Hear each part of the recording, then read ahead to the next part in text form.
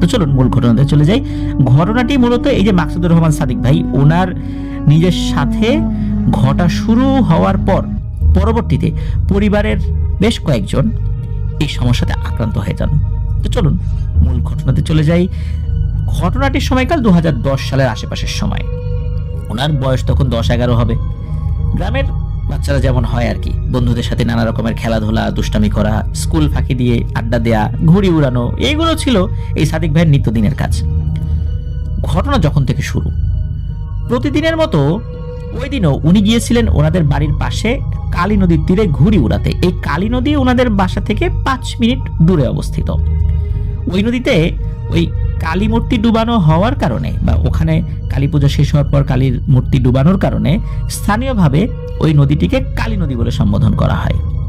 সময়টা তখন বিকেল, অনেকেই এসেছে ঘুড়ি উড়াতে, উনিও ঘুড়ি উড়াবেন। হঠাৎ করে আকাশ বাতাস কালো হয়ে শুরু হয় কালবৈশাখী ঝড়। অনেকেই পূর্বেই ঝড়ের আভাস পেয়ে আগে থেকে ঘুড়ি নামিয়ে ফেলেছিল, কিন্তু উনি তখন আর নামান নাই। এই ঝড়ের কারণে ওনার ঘুড়ির সুতোটা ছিঁড়ে অনেক দূরে চলে যায়, ওই ঘুড়িটা আর কি উড়ে চলে যাচ্ছে। তো উনি আবার ওই ঘুড়ির পেছনে পেছনে দৌড়াতে থাকেন। অনেক দূর পর্যন্ত ছুটেছেন, ততক্ষণে প্রায় সন্ধ্যা হয়ে গেছে। অবশেষে উনি ওনার ঘুড়িটা ধরতে সফলও হন, খুশিতে আত্মহারা হয়ে যান ঘুড়িটা পেয়ে। কিন্তু ওনার এই খুশিটা খুব বেশিক্ষণ স্থায়ী হলো না। কারণ হচ্ছে উনি ঘুড়িটা ধরার জন্য ছুটতে ছুটতে প্রায় শ্মশানের কাছাকাছি চলে এসেছেন। তো ঘুড়িটা নিয়ে, মানে ওইখানে একটা শ্মশান ছিল, ওইটার কাছাকাছি চলে এসেছেন। তো ঘুড়িটা নিয়ে উনি বাসার দিকে দৌড় দিবেন, কিন্তু ততক্ষণে বৃষ্টি এবং তীব্র বাতাসের জন্য বাধ্য হয়ে মাঠের পাশে থাকা একটা বোরিং ঘর হচ্ছে এই যে বিভিন্ন স্যালো মেশিন বা এই জিনিসগুলো যেখান থেকে চালানো হয়, যে ঘরের মধ্যে ওই মেশিনটা থাকে, তো এগুলোকে বোরিং ঘর বলে আর কি। তো এই বোরিং ঘরে আশ্রয় নিয়েছেন। আর উপায়ন্তর ছিল না আসলে, ওখানে আশেপাশে আশ্রয় নেওয়ার মতো অন্য কোনো জায়গাও ছিল না। তো উনি বোরিং ঘরে গিয়ে এক কোনায় চুপটি করে বসে আছেন। ততক্ষণে কিন্তু অন্ধকার নেমে এসেছে, প্রচন্ড বৃষ্টি হচ্ছে, ঝড়ও হচ্ছে। মনে হচ্ছিল যে বোরিং ঘরের উপরে টিন এখনই এই ঝড় উড়িয়ে নিয়ে যাবে। উনি তো খুব ভয়ে গুটিসুটি হয়ে ওই বোরিং ঘরের এক কোণে ঘাপটি মারি বসে আছেন। হঠাৎ করে উনি খেয়াল করলেন ওনার সামনে, মানে একদম অপোজিট পাশে কোনার দিকে কেউ একজন বসে আছে, কিন্তু অন্ধকারে উনি ঠিক বুঝতে পারছেন না। হঠাৎ বিদ্যুৎ চমকানোর আলোতে হালকা ভাবে উনি ওই অবয়বটাকে দেখতে পান। অদ্ভুত বিষয় হলো, উনি ঠিক যেভাবে বোরিং ঘরের মধ্যে গুটিসুটি হয়ে বসে আছেন, ঠিক ওই অবয়বটাও ঠিক ওনার মতোই গুটিসুটি হয়ে বসে আছে। আর উনি ওইটা দেখে এত ভয় পান, অনেক জোর একটা চিৎকার দিয়ে ওইখানে জ্ঞান হারিয়ে ফেলেন। ওনার যখন জ্ঞান ফেরে তখন উনি নিজেকে ওনার বাসায় আবিষ্কার করেন। গায়ে প্রচন্ড জ্বর, সারা শরীরে ব্যথা। পরে ওনার আম্মুর মুখ থেকে শোনেন যে সন্ধ্যার পরেও যখন উনি বাড়িতে ফেরেন নাই, ঝড় বৃষ্টি হচ্ছিল আশেপাশে। তো ঝড় বৃষ্টি একটু কমে গেলে এই সাদিক ভাইয়ের আব্বু আম্মু এই সাদিক ভাইয়ের অন্য বন্ধুদের কাছে গিয়ে খবর নিতে থাকেন যে ও কোথায়, ওদের বাড়িতে এসেছে কিনা। তখন তারা জানায় যে হঠাৎ করে ঘুড়ির সুতা ছিঁড়ে যাওয়ার কারণে ঘুড়ির পিছনে দৌড়াতে দৌড়াতে কোন দিক দিয়ে চলে গেছেন, ওনার বন্ধুরা সেটা জানেন না। এর মধ্যে বৃষ্টিও থেমে গেছে, ঝড়ও থেমে গেছে। তখন এই সাদিক ভাইয়ের আব্বু মহল্লার অন্য মুরব্বীদেরকে ডেকেছেন, ইয়াং ছেলেপেলেদেরকে ডেকে এই সাদিক ভাইকে খুঁজতে বের হয়েছেন। তো আশেপাশে খুঁজতে খুঁজতে খুঁজতে খুঁজতে কোথাও পায় না। তো অনেকক্ষণ খোঁজাখুঁজি করার পর ওই বোরিং ঘরের দরজা বাইরে থেকে খোলা ছিল, এটা দেখে ওর ভিতরে ঢুকেছে। কারণ চিন্তা করছে হয়তো এখানে আশ্রয় নিতে পারে, আর তো আশ্রয় নেওয়ার জায়গা আশেপাশে দেখা যাচ্ছে না। তো ওর ভিতরে ঢুকেই, মানে বোরিং ঘরের ভিতরে ঢুকেই এই সাদিক ভাইকে খুঁজে পাওয়া যায় অজ্ঞান অবস্থায়। ওখান থেকে তাকে নিয়ে আসে। ওনারা কিন্তু ঢুকে ওই ভিতরে অন্য কোনো মানুষ বা কোনো অবয়ব দেখেন নাই, যেটা দেখে এই সাদিক ভাই অজ্ঞান হয়ে গিয়েছিলেন। তো সাদিক ভাইয়ের বাবাও কিন্তু সাদিক ভাইয়ের দাদার কাছ থেকে টুকটাক কবিরাজি শিখেছিলেন। সেই মোতাবেক সাদিক ভাইয়ের আব্বু ওনাকে কিছু ঝাড়ফুঁক করে দেন। এর বেশ কিছুদিন পর থেকে এই সাদিক ভাইয়ের মধ্যে সবাই কিছু অদ্ভুত বিষয় লক্ষ্য করে। যেমন উনি নাকি একটু থেকে একটু হলেই খুব রেগে যেতেন, আর উনি যখন রেগে যেতেন তখন ওনার দুই চোখ নাকি লাল টকটকে হয়ে যেত, আর অশ্রাব্য ভাষায় সবাইকে গালিগালাজ করতেন, যেটা উনি কখনোই আগে করতেন না। এমন এমন গালিগালাজ করতেন যেগুলো আসলে তার মুখ দিয়ে বের হবে এটাও কেউ বিশ্বাসই করতে চায় না, বা এটা সে জানতেও না, এমন গালিগালাজ। আর উনি অনেক সময় ধরে ঘুমাতেন, আর অস্বাভাবিক রকমের খাবার খেতেন। মানে ওনার বয়সে একটা বাচ্চা এত খাবার খায় না, আর খাবারের স্টাইলটাও ছিল ভিন্ন রকমের, ভয়ঙ্কর রকমের। মনে হচ্ছে উনি গোগ্রাসে গিলছেন আর অনেক খাবার খেয়ে ফেলছেন। তো আর একটা দিন একটা অদ্ভুত ঘটনা শুরু হয়ে যায়। সেটা হচ্ছে ওই দিন আবার এই সাদিক ভাইয়ের আব্বু বাসায় ছিলেন না। এই সাদিক ভাইকে হঠাৎ করে ওনার বাড়ির সবকিছু ভাঙচুর শুরু করেছেন। তো সাদিক ভাইয়ের আম্মু তো অনেক চেষ্টা করে ওনাকে থামাতে পারছেন না, বাধ্য হয়ে পাশের বাসা থেকে কিছু মানুষ ডেকে নিয়ে আসেন। কয়েকজন মিলেও সাদিক ভাইকে ধরে রাখতে পারছিল না। ওনার গায়ে নাকি প্রচন্ড শক্তি ভর করেছিল, আর সবাইকে অশ্রাব্য ভাষায় উনি গালিগালাজ করছিলেন। তো তারা কোনো মতে সাদিক ভাইকে জোর করে নিয়ে ওনাদের গ্রামেরই জোড়া তাল গাছের নিচে একটা কবিরাজ থাকতো, ওই কবিরাজের কাছে যায়। তো ওই সময় তো সাদিক ভাই আব্বু বাসায় ছিলেন না, তো এই কারণে কবিরাজের কাছে নিয়ে গিয়েছিলেন। কবিরাজ ওনার নাকে হলুদ আর মরিচ পোড়া দেওয়ার পর উনি নাকি আস্তে আস্তে নিস্তেজ হয়ে যান। এরপর কবিরাজ ওনাকে পরীক্ষা নিরীক্ষা করার পর বললেন যে সাদিক ভাইকে নাকি একটা পিশাচ জিন ভর করেছে, আর এই পিশাচ জিনটা তখনই তার উপর সওয়ার হয় যখন উনি রেগে যান। রেগে গেলেই ওই পিশাচ জিনটা তার উপর আসর করতে পারে, আর তখনই তার আচার আচরণের পরিবর্তন হয়ে যায়। কবিরাজ পরামর্শ দেন যে সাদিক ভাইকে যেন রাগানো না হয়। তো ওই দিন সাদিক ভাইয়ের আম্মু কবিরাজকে বলেন যে এই জিনটাকে একবারে তাড়িয়ে দেন না। তখন কবিরাজ বলেন যে আমি তো আসলে জিন তাড়ানোর কবিরাজ না, আমি গাছটা দিয়ে ওষুধ তৈরি করে থাকি, আর জিন বিষয়ে সামান্য কিছু তদবির জানি। এই বিদ্যা দিয়ে কোনো জিনকে একবারে তাড়ানো যায় না, এই কিছু সময়ের জন্য তাড়ানো যায়। আমার বিদ্যা এই পর্যন্তই। আর এতক্ষণে এই সাদিক ভাইকে জিনে আসর করার খবর ওনাদের মহল্লায় ছড়িয়ে পড়েছে। সবাই জেনে গেছে সাদিক ভাইকে জিনে আসর করেছে। এখন জিনে আসর তো শুধু ওই সময় করে যখন উনি রেগে যান। তো পরিবারকে তো ওই কবিরাজ বলে দিয়েছে তাকে যেন রাগানো না হয়। তো একদিন কি হয়েছে, এই সাদিক ভাই ওই পাশে কালী নদীতে গোসল করতে গিয়েছেন। আর ওই সময় সাদিক ভাইয়ের বন্ধুরা তাকে খেপাচ্ছে, এই তোর নাকি জিনে ধরছে, তুই জিনে ধরা এইগুলো বলে তাকে খেপাচ্ছে। তো বারবার এই টাইপের শব্দ ওনার কানে আসার পর একটা মানুষ রেগে যাবে, এটাই তো স্বাভাবিক। উনিও তো 10-11 বছর বয়স, বাচ্চা মানুষ, উনিও রেগে গেছেন। হঠাৎ করে ওনার মনে হলো যে উনি আর দুনিয়াতে নাই বলতে ওনার কোনো সেন্স নাই। এরপরে কি হয়েছে উনি জানেন না। পরে যখন ওনার জ্ঞান ফেরেন তখন উনি দেখতে পান যে ওনার বাড়ির সামনের বাগানে একটা পাটির উপর উনি শুয়ে আছেন। আশেপাশে অনেক মানুষ জড়ো হয়েছিল, ওনার সেই বন্ধুরাও যারা তাকে খেপাচ্ছিল তারাও সেখানে ছিল।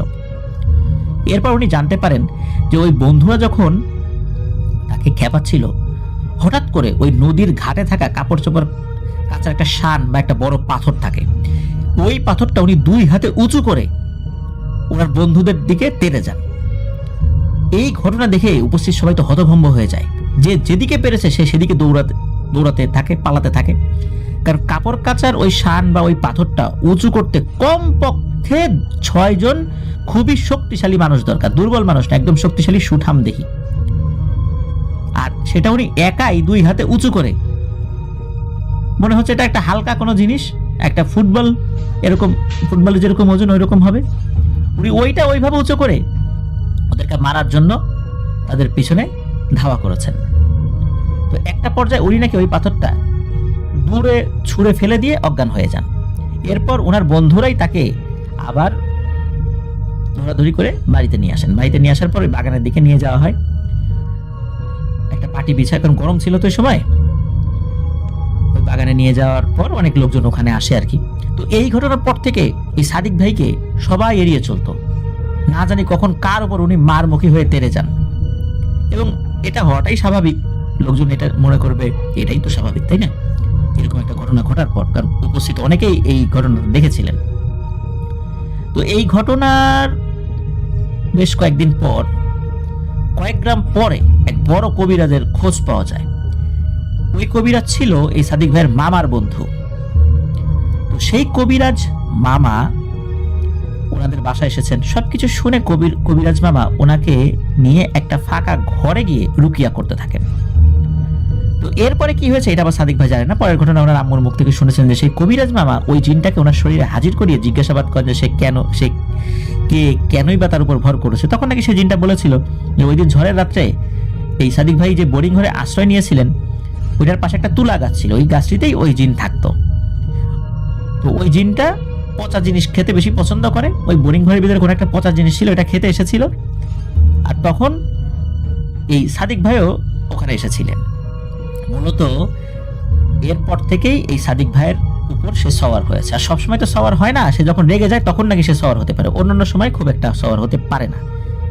অন্যান্য সময় দূর থেকে তার উপর নিয়ন্ত্রণ করে, বিশেষ করে খাবারের সময় সে এই সাদিক ভাইকে নিয়ন্ত্রণ করে প্রচুর পরিমাণে খাবার খায় এবং অধিকাংশ খাবারই তার পেটে চলে যায়।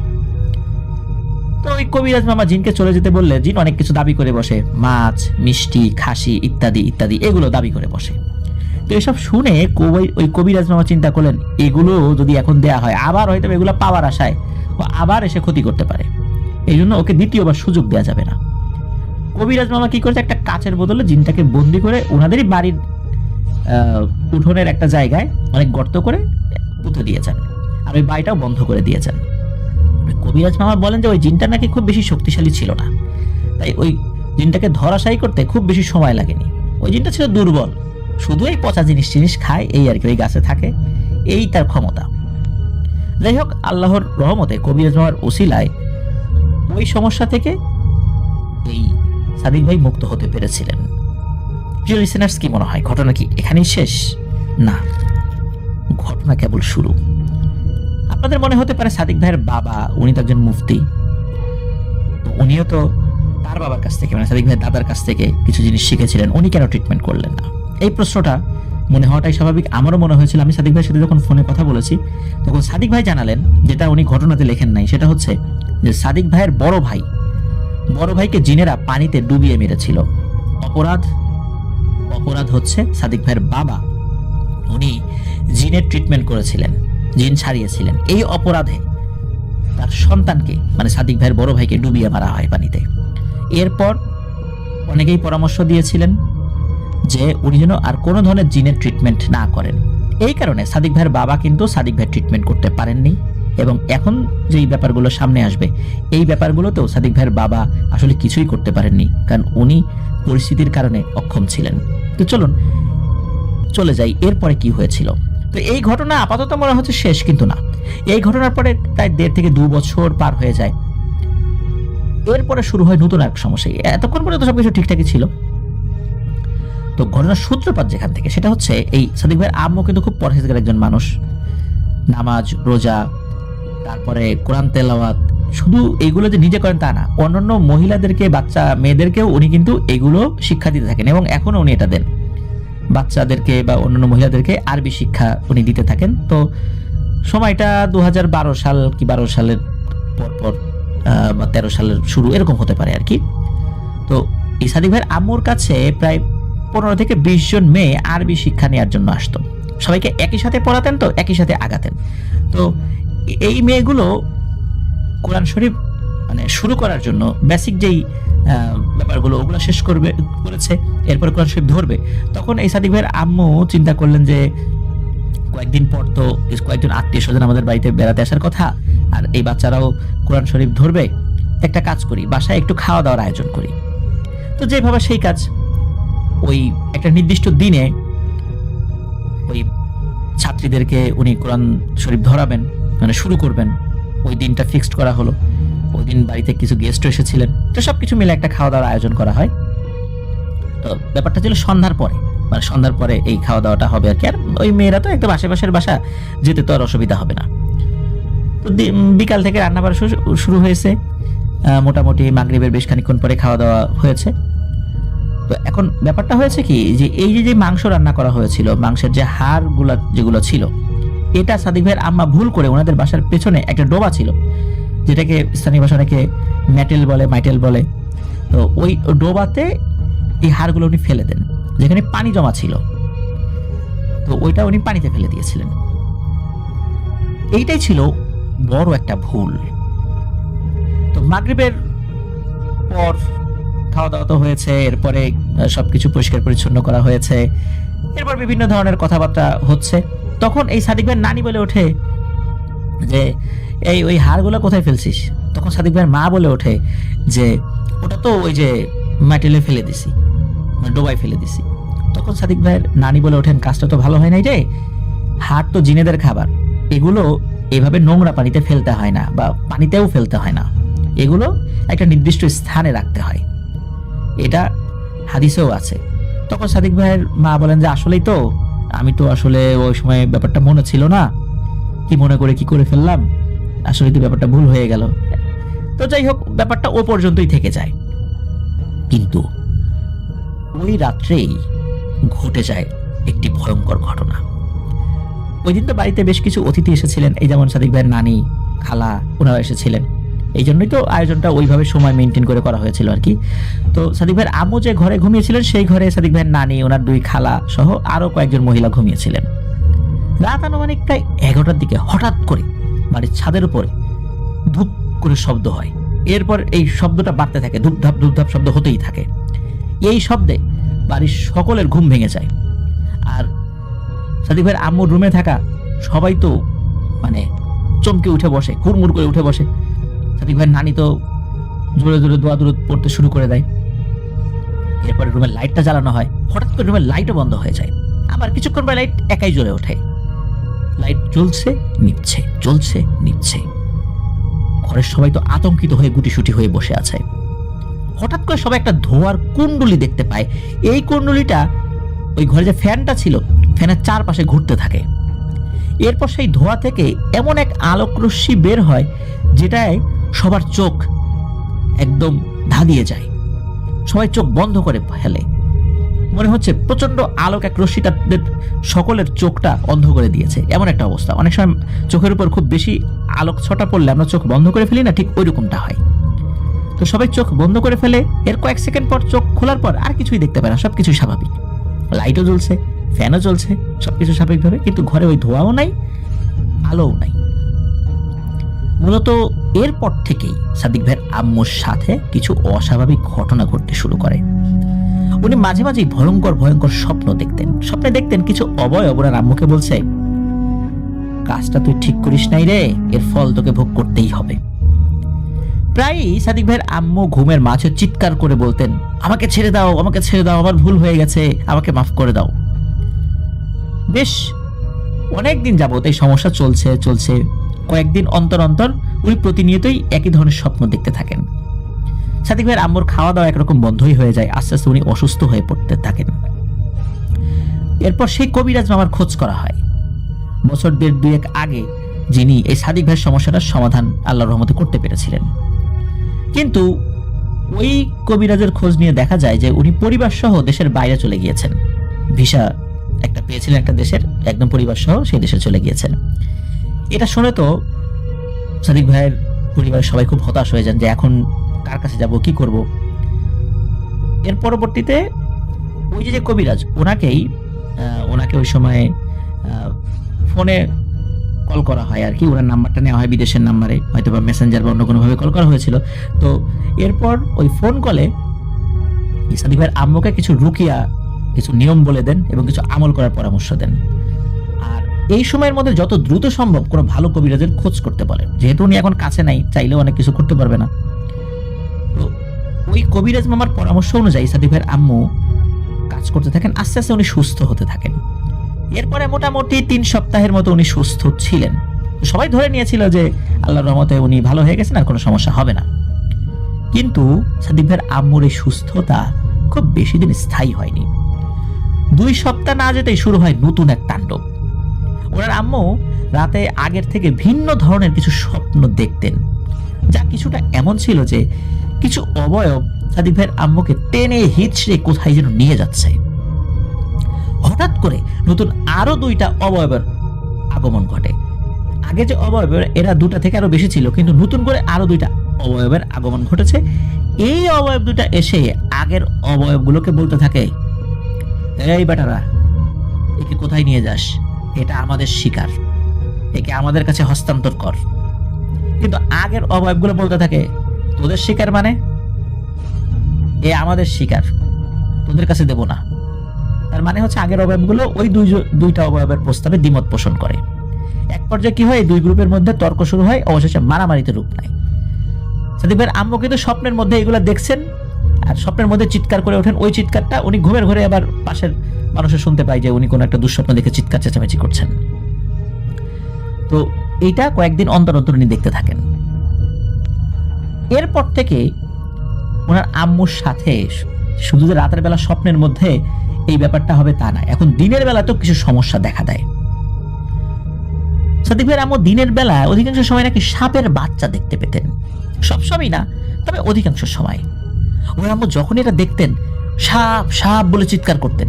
ওনারা সবাই মানে সাদিক ভাই সহ পরিবারের অন্য সদস্যরা তার কাছে ছুটে যেতেন, কিন্তু সারা ঘর তন্ন তন্ন করে খুঁজে কোথাও ওনারা সাপ দেখতে পেতেন না। সাদিক ভাইয়ের আম্মু বলতেন এই সাপগুলো নাকি উড়ে উড়ে বেড়ায়। সাদিক ভাইয়ের আম্মু যেখানে যেতেন সেখানে নাকি অজস্র সাপের বাচ্চা দেখতে পেতেন, যেগুলো উড়ে উড়ে ওনার চারপাশ দিয়ে ঘোরাফেরা করছে। খেতে গেলে, ঘুমাতে গেলে, বসতে গেলে, যেখানেই যাওয়া যায় সেখানেই উনি নাকি এই উড়ন্ত সাপগুলো দেখতে পেতেন। অধিকাংশ সাপের বাচ্চা ছিল আর কি, আর তখন উনি সাপ সাপ বলে চিৎকার করতেন, কিন্তু পরিবারের কেউই এই সাপগুলো দেখতে পেতেন না। প্রিয় লিসেনার্স, একবার ভাবুন, একটা মানুষ যেখানেই যায় সেখানেই শত শত সাপ দেখতে পায়, তাও আবার উড়ে বেড়াচ্ছে। কতটা ভয়াবহ একটা অবস্থা। দিনের বেলাতেও উনি এই জিনিসগুলো দেখছেন। একদিন কি হয়, সাদিক ভাইয়ের আম্মু সবার সাথে বসে বসে গল্প করছে, ওই সময় সাদিক ভাইও এখানে বসা ছিলেন।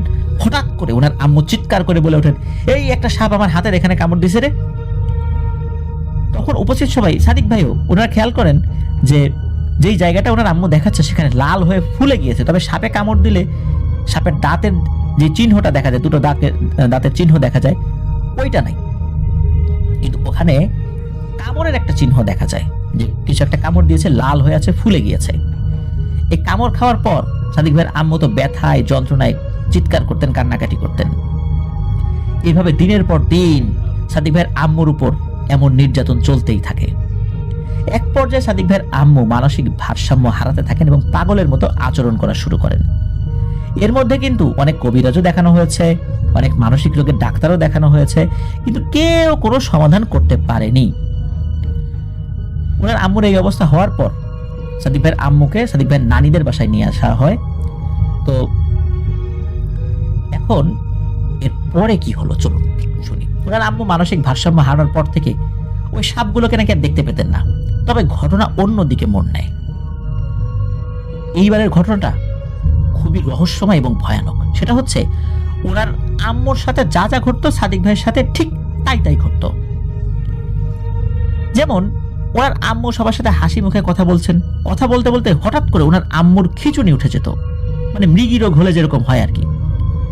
একই সময় সাদিক ভাইয়েরও শরীরে খিঁচুনি শুরু হয়ে যেত।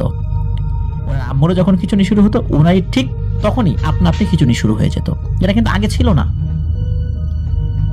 ওনার নানিদের বাড়ি থেকে 4 থেকে 5 মিনিট দূরে একটা বাগান রয়েছে। তো সাদিক ভাইয়ের খালামণি ওনাকে বাগানে নিয়ে গিয়ে খাইয়ে দিচ্ছে, মানে খাবার খাইয়ে দিচ্ছে। ওই নাকি হঠাৎ অজ্ঞান হয়ে যান, মানে সাদিক ভাই অজ্ঞান হয়ে যান। খবর নিয়ে দেখা যায় ওই সময় ওনার আম্মুও বাড়িতে অজ্ঞান হয়ে গেছেন। উনি ওনার আম্মুর থেকে কাছে থাকেন বা দূরে থাকেন, ওনার আম্মুর যে সমস্যা হতো ওনারও ঠিক তাই হওয়া শুরু হলো। এক পর্যায়ে সাদিক ভাই উনি নিজেও মানসিক ভারসাম্য হারিয়ে ফেলেন, পাগলের মতো আচরণ করতেন, অশ্রাব্য ভাষায় গালিগালাজ এগুলো করতেন, মানুষকে কামড়ে দিতেন। রাস্তা দিয়ে কোনো মানুষ যাচ্ছে দৌড়ে গিয়ে তাকে কামড় দিয়ে ফেলেছেন।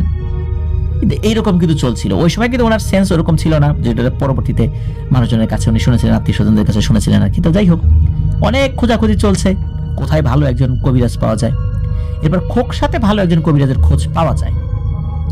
সাদিক ভাইয়ের নানা বাড়ির পরিবার থেকে সাদিক ভাইকে এবং সাদিক ভাইয়ের আম্মুকে ওখানে নিয়ে যান। তো অনেক মানুষ এসেছিল তাদের বিভিন্ন সমস্যা নিয়ে। তো ওনাদের সিরিয়াল আস্তে আস্তে প্রায় বিকাল হয়ে যায়। তখন সাদিক ভাইয়ের নানু কবিরাজকে সব কথা খুলে বলেন। কবিরাজ নানুর কাছ থেকে একদিন সময় চেয়ে নেন। ওই দিন ওনারা খোকসাতেই এক আত্মীয়ের বাসায় অবস্থান করছেন, ওই রাতে তেমন কোনো সমস্যা হয় নাই।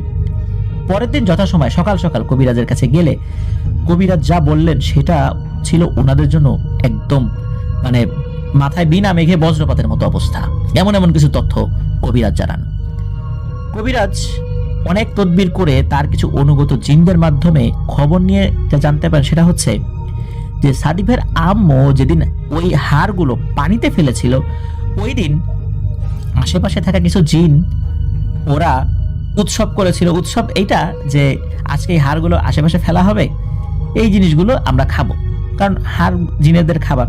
এই জন্য ওরা বাসার আশেপাশে ঘুরঘুর করছিল কখন বাইরে ফেলা হবে। এমনিতে সবসময় কিন্তু একটা শুকনো জায়গায় ফেলা হয়, কিন্তু ওই দিন সাদিক ভাইয়ের আম্মু শুকনো জায়গায় না ফেলে উনি এই হাড়গুলো ফেলেছিলেন পানিতে।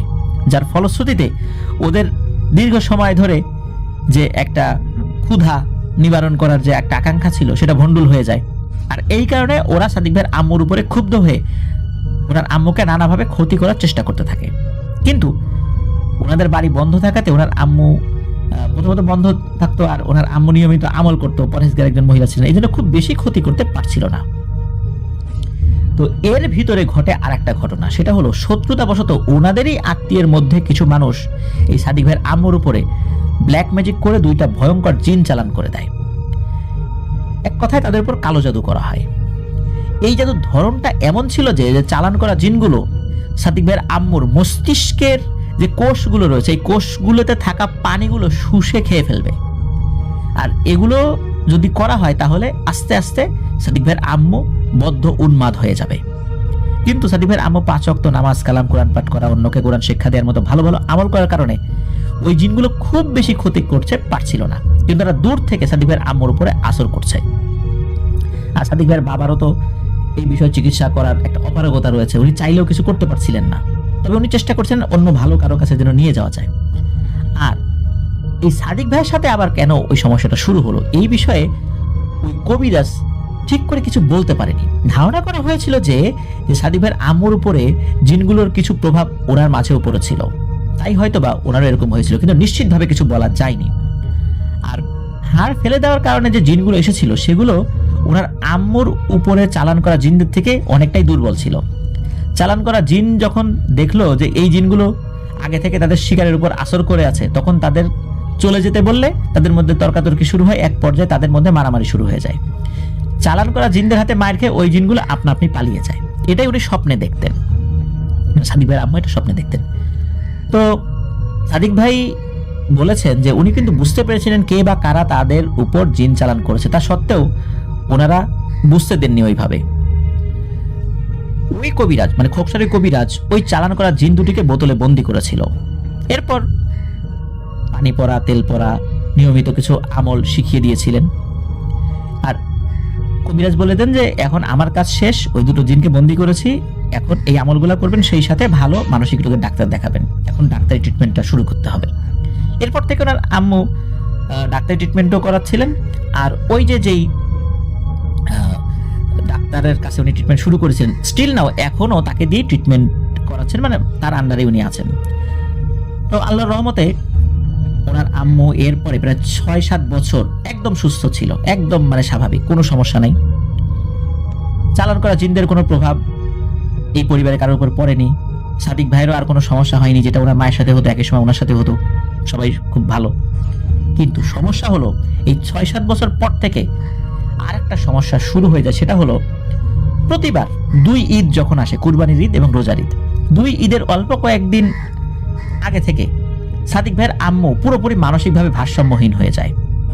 তবে মানসিকভাবে ভারসাম্যহীন হলেও 5 ওয়াক্ত নামাজের যেই সময়টা, এই সময় উনি কিন্তু নামাজ পড়তেন, মানে এই সেন্সটা ওনার ছিল, কিন্তু উনি মানসিকভাবে ভারসাম্যহীন হয়ে যেতেন। এভাবে প্রতিটা ঈদ কাটছে, কি একটা সমস্যা চিন্তা করেন প্রিয় লিসেনার্স একবার। সারা বছর ভালো, কিন্তু 2 ঈদের আগ দিয়ে এই সমস্যা। আর ওই সময় উনি এমন কাজ করেন যেটা একদম বাচ্চাদের মতো। এই কারণে ওনাদের 2টা ঈদ, প্রতি বছর 2টা ঈদ কখনোই ভালো কাটে না। তবে নতুন যে সমস্যাটা সৃষ্টি হয়, এই সমস্যাটা তুলনামূলকভাবে আরো বেশি ছিল, তাই বাধ্য হয়ে আবারও কবিরাজের খোঁজ করতে হয়। কুষ্টিয়া সদর থানার অন্তর্গত একটি গ্রামে একজন মহিলা কবিরাজের সন্ধান পাওয়া যায়। তো সঙ্গত কারণে তার নামটা ঘটনায় উল্লেখ করেন নাই সাদিক ভাই। তো ওনার বাবার একটি পালিত জিন ছিল, মানে ওই মহিলা কবিরাজ একটা পালিত জিন ছিল, যেটা উনি উত্তরাধিকার সূত্রে পেয়েছেন আর কি। তো ওনার বাবার ওসিয়ত ছিল যে বিপদগ্রস্ত মানুষকে যেন সর্বাবস্থায় সহযোগিতা করে ওই জিনটা তার মেয়ের মাধ্যমে। তো এবারও সাদিক ভাইয়ের নানু সাদিক ভাইয়ের আম্মুকে ওনার কাছে নিয়ে যান এবং শুরু থেকে সবকিছু খুলে বলেন। সব শুনে ভদ্র মহিলা বিকেলবেলা আসনে বসবেন বলে জানান। সাদিক ভাইয়ের আম্মু নানু রাত্রে সেইখানেই, মানে ওই কবিরাজের বাড়িতে অবস্থান করছিলেন। তো পরের দিন কবিরাজ ওই দিন বিকালবেলা আসলে ওইভাবে কিছু করতে পারেন নাই। পরের দিন তার বাবার কাছ থেকে উত্তরাধিকার সূত্রে পাওয়া সেই জিনের মাধ্যমে খবর নিয়ে যা জানতে পারেন, সেটা হলো ওই যে খোকসার যে কবিরাজ 2টো জিনকে বোতলবন্দি করেছিল, এরপর সবকিছু স্বাভাবিক হয়ে গেল। খোকসার সেই কবিরাজ বছর, ওই 6-7 বছর পরে মারা গিয়েছিলেন, মানে ওই ঘটনার পরে মারা যাওয়ার পর ওনার বন্দি করা সব জিনগুলো মুক্তি পেয়ে যায়। আর ওই সময় ওই যে ওই দুটা জিন আবার ফেরত আসে। কিন্তু সাদিক ভাইয়ের আম্মু কোনো অবস্থাতে নামাজ, কোরআন পড়া, নিয়মিত আমল করা, কোরআন শিক্ষা দেয়া, এইগুলো তো ছাড়েন নাই, যার কারণে ওরা খুব বেশি ক্ষতি করতে পারছিল না। কিন্তু আগের মতো দূর থেকে সাদিক ভাইয়ের আম্মুর উপর প্রভাব বিস্তার করে সাদিক ভাইয়ের আম্মুর ক্ষতি করার চেষ্টা করছিল। কবিরাজ ওই ভদ্র মহিলা বললেন যে আমি আপনার এই সমস্যার সমাধানটা করতে পারবো ইনশাল্লাহ, তবে আমি যে পরামর্শ দিব সেই অনুযায়ী আপনাদেরকে কাজ করতে হবে।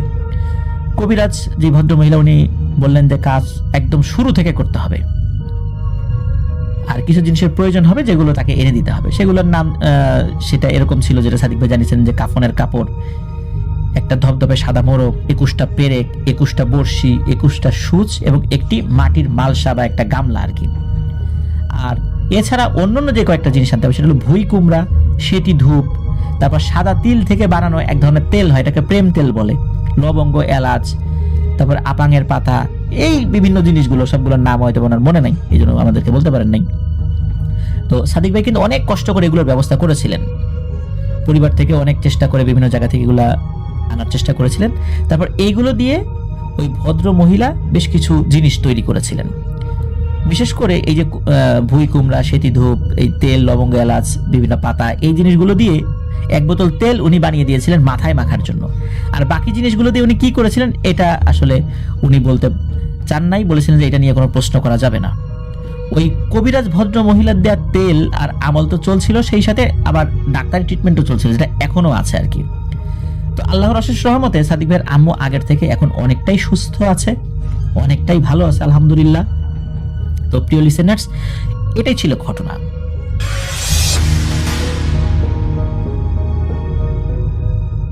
আমি চলে যাব শামীম চৌধুরীর পাঠানো ঘটনায়। এই ঘটনাটি ঘটেছিল 90-এর দশকে এবং শামীমদের নানা বাড়ি আর কি গ্রামে, ওই জায়গার একেবারেই এটা একটা বর্ডার সংলগ্ন এলাকা, সেখানে শামীমের নানা বাড়ি। এবং ওইটা বেশ তখন 90s বেশ ব্যাকওয়ার্ড এক্সিস্টেন্স ছিল, মানে সেখানে বিদ্যুৎ আসে নাই তখনও, এবং অনেক আমের গাছ ছিল, আমের বাগান বিশাল আর কি। এবং তার কাছাকাছি তার নানা বাড়িটা আবার খুব সুন্দর একটা কাঠের দোতলা বাড়ি ছিল। এবং তাদের বাগানের পরপরই এই বাড়ি থেকে তার মামা এবং নানার মানুষজন যারা ছিল তারা সবাই আম বাগান তারা রক্ষা করতো, মানে দেখাশোনা করতো। আর এভাবেই কেটে যাচ্ছিল তাদের জীবন। তো শামীমের ছোট মামা রাফি, সে এই মূল দায়িত্বে ছিল আর কি, এই বাগান দেখাশোনা করার এবং এটার টোটাল ব্যবস্থাপনা সবকিছুর দায়িত্ব তার ছিল। এটাকে কিভাবে রক্ষণাবেক্ষণ করতে হয়, এটা টেক কেয়ার কীভাবে করতে হয়, সবকিছু সেই করতো। তো তিনি পড়াশোনা করেছিলেন একটা পর্যায় পর্যন্ত, তার হায়ার এডুকেশন করার জন্য তাকে শহরে পাঠাতে চাইতেন শামীমের নানা, বাট তিনি যেতে চান নাই। তিনি যতটুকু পড়াশোনা ওইখানে করেছেন ততটুকু করেই তিনি ওখানে থাকতে চাইতেন। তো তার বাবা একসময় দেখলেন যে ছেলের যেহেতু আগ্রহ নাই, সে এই ব্যবসাপাতি বাগান এগুলো নিয়ে আছে, তা আর কি করব। তো ছেলে দেখা যেত যে সন্ধ্যার পরে বেরিয়ে যেত, তার এলাকার আরও কিছু বন্ধুবান্ধবের সাথে সময় কাটাতো, আড্ডা দিত, এবং আম বাগানের মধ্যে তাদের ওই একটা ঘরের মতো ছিল, সেখানেও বসে থাকতো। তো তার শামীমের নানা এক সময় চিন্তা করলেন ছেলেকে বিয়ে শাদী দিয়ে সেটেল করে দিই, তাহলে আর তার এগুলো হবে না। তো তিনি যথারীতি এরকম খোঁজ নিলেন এবং খোঁজ নিয়ে তাদের এলাকার আশপাশ থেকে কাছে দেখে তার পরিচিত এক মানুষের খুব রূপবতী এক মেয়েকে ঠিক করলেন ছেলের জন্য। এবং শামীমের মামাও রাফিও ওই মেয়েকে যখন দেখলেন তিনি খুব পছন্দ করলেন এবং তাদের বিয়ে হয়ে গেল যথাসময়। তো বিয়ে হওয়ার পরে শামীমের নানা চিন্তা করলেন যে তাদের পরিবার বড় হয়েছে, তার বড় মামা আছে, তার স্ত্রী আছে, এবং মানে মোটামুটি পরিবারে একটা বেশ মানুষ হয়ে গেছে। আর এই কাঠের বাসা যেটা দোতলায় বেশ ছোট, তো তার ওই বাগানের থেকে দূরেই মোটামুটি বাইরে আরও কাছে আরও বড় একটা বাড়ি ছিল তার। তো এটা খালি করে তিনি ওখানে চলে গেলেন। ছোট ছেলেকে বললেন যে তোকে এই বাড়িটাই দিলাম, এখানে থাক, তোর স্ত্রীকে নিয়ে থাক, তুই আর তোর স্ত্রী, আর তাদের যে কেয়ারটেকার আছে কেয়ারটেকার নিচতলায় থাকবে, তোরা থাকবি। আর এই তো, আর দুই বাসায় তো যাওয়া আসা হবেই, তোরাও যাবি, আমরা আসতেছি এখানে খোঁজ খবর নিচ্ছি, খাবার দাবার দিয়ে নিয়ে আসবো, মাঝে মাঝে তোর মা আসবে, তো তোদের আমাদের মধ্যে তো হবেই যোগাযোগ, খুব তো বেশি আর দূরে না, নিজেদেরই বাড়ি, সব অসুবিধা নাই, থাক। তো রাফি প্রথম দিকে একটু মন খারাপ করলো। পরে তার বাবা যখন তাকে বোঝালো যে বাবা পরিবার বড় হয়েছে, তোর বড় ভাইয়ের পুরো পরিবার আছে, স্ত্রী সন্তান আছে, আমরা আছি, ঘর কম, তুইও নিজের মতো প্রাইভেসি পাচ্ছিস না, তো থাক এখানে, অসুবিধা কি, এটা তো একদম ছোট বাসা। তো নিচতলায় থাকুক কেয়ারটেকার, তুই এখানে থাক, তুই যেহেতু দেখাশোনা করিস সব। তো রাফি মেনে নিল বাবার কথা, মন একটু খারাপ হলো, মেনে নিল এবং যথারীতি আসলেই তার বাবার কথা মতো তাদের যাওয়া আসা হতো। সে যেত তাদের ওই বাসায়, তার বাসার মানুষজন এখানে আসতো, তার ভাই ভাবিও আসতো। যাই হোক, তাদের মধ্যে একটা আনাগোনা হতো, মানে এই ব্যাপারটা সেটেল হয়ে গেল।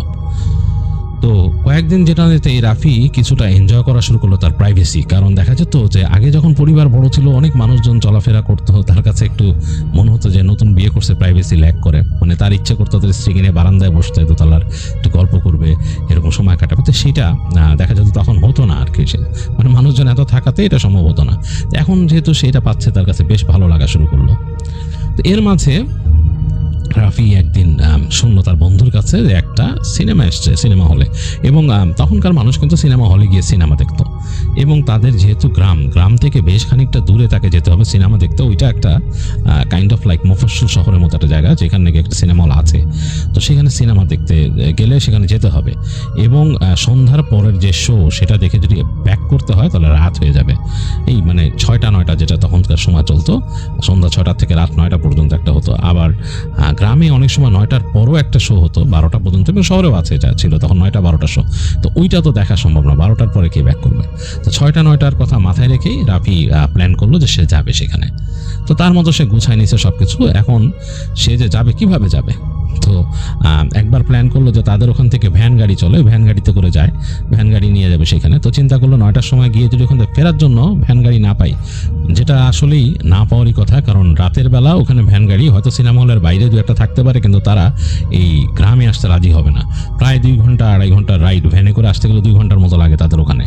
একেবারে সেই আমবাগানের মধ্যে দিয়ে চিকন চিকন রাস্তা দিয়ে আসতে হয়। কোনো জায়গায় দেখা যাচ্ছে বিশাল ফাঁকা জায়গা, ক্ষেত, কোনো জায়গায় বিশাল একটা দিঘি এরকম পড়ে আছে, গাছপালা, মানে মানুষ ভয় পায়। আর রাতের বেলা তো ভ্যান চালক কেন আসবে একলা, তা আনলেও তাকে রেখে দিতে হবে বাসায়।